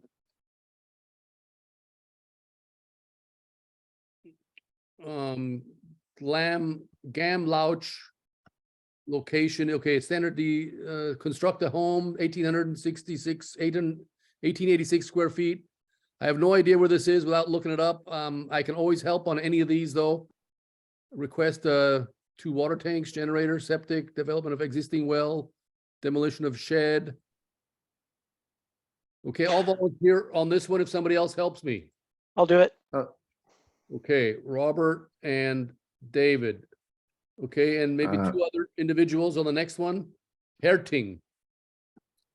That's also South Highway 1. After So the they got to fact, be pretty close to one another. yeah, they did trenching for an underground.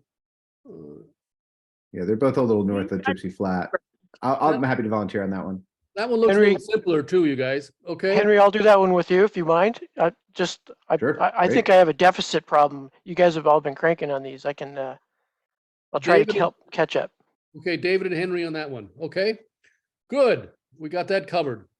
Council members' comments. Do we have any comments from anyone? David? Sorry. I'm going to be really fast. Coastal Commission has granted $2.2 million to the County of Mendocino to update the local coastal program, including the Gualala Town Plan.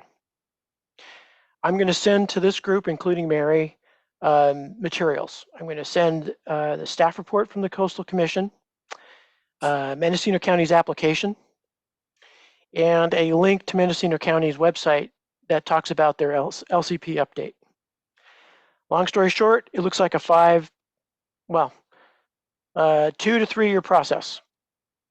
And I'm hoping if this group sets up a committee to watch over it, that I can get on that committee, but I know it's going to be more than one person job, but I'm really excited about this. I think it's going to be very, very good for us. This is a place, Don, where we're going to talk about things like EV charging stations, because that's real. That's about transportation, and the scope of work includes that. So what you'll see in the materials I'll send to you all are different kind of more detailed and less detailed discussions of scope, process, calendar. It's going to take the county almost 6 months to get a consultant. God help them. Anyway, but I'm hoping that this committee and this community will be involved in plan formation, not as an after effect. Getting the finished thing and asking us to buy in without having an opportunity to really be a part of the plan formation. Any questions? Okay, yeah, that's a lot to take in right at the moment. Well, but I maybe- just wanted, we're out of time, so I'm going Yeah. to send stuff to you guys. Yeah. Okay, Thanks. and then we can Thanks for maybe, sharing that, Dave. what'd you say, Don? I just said, thanks for sharing that. Yeah, okay, Yes. and maybe Thank Uh, you. we can have further discussion on this at the next meeting if we have time or whatever. Are- We Are may these need, public documents? Oh, yeah, absolutely.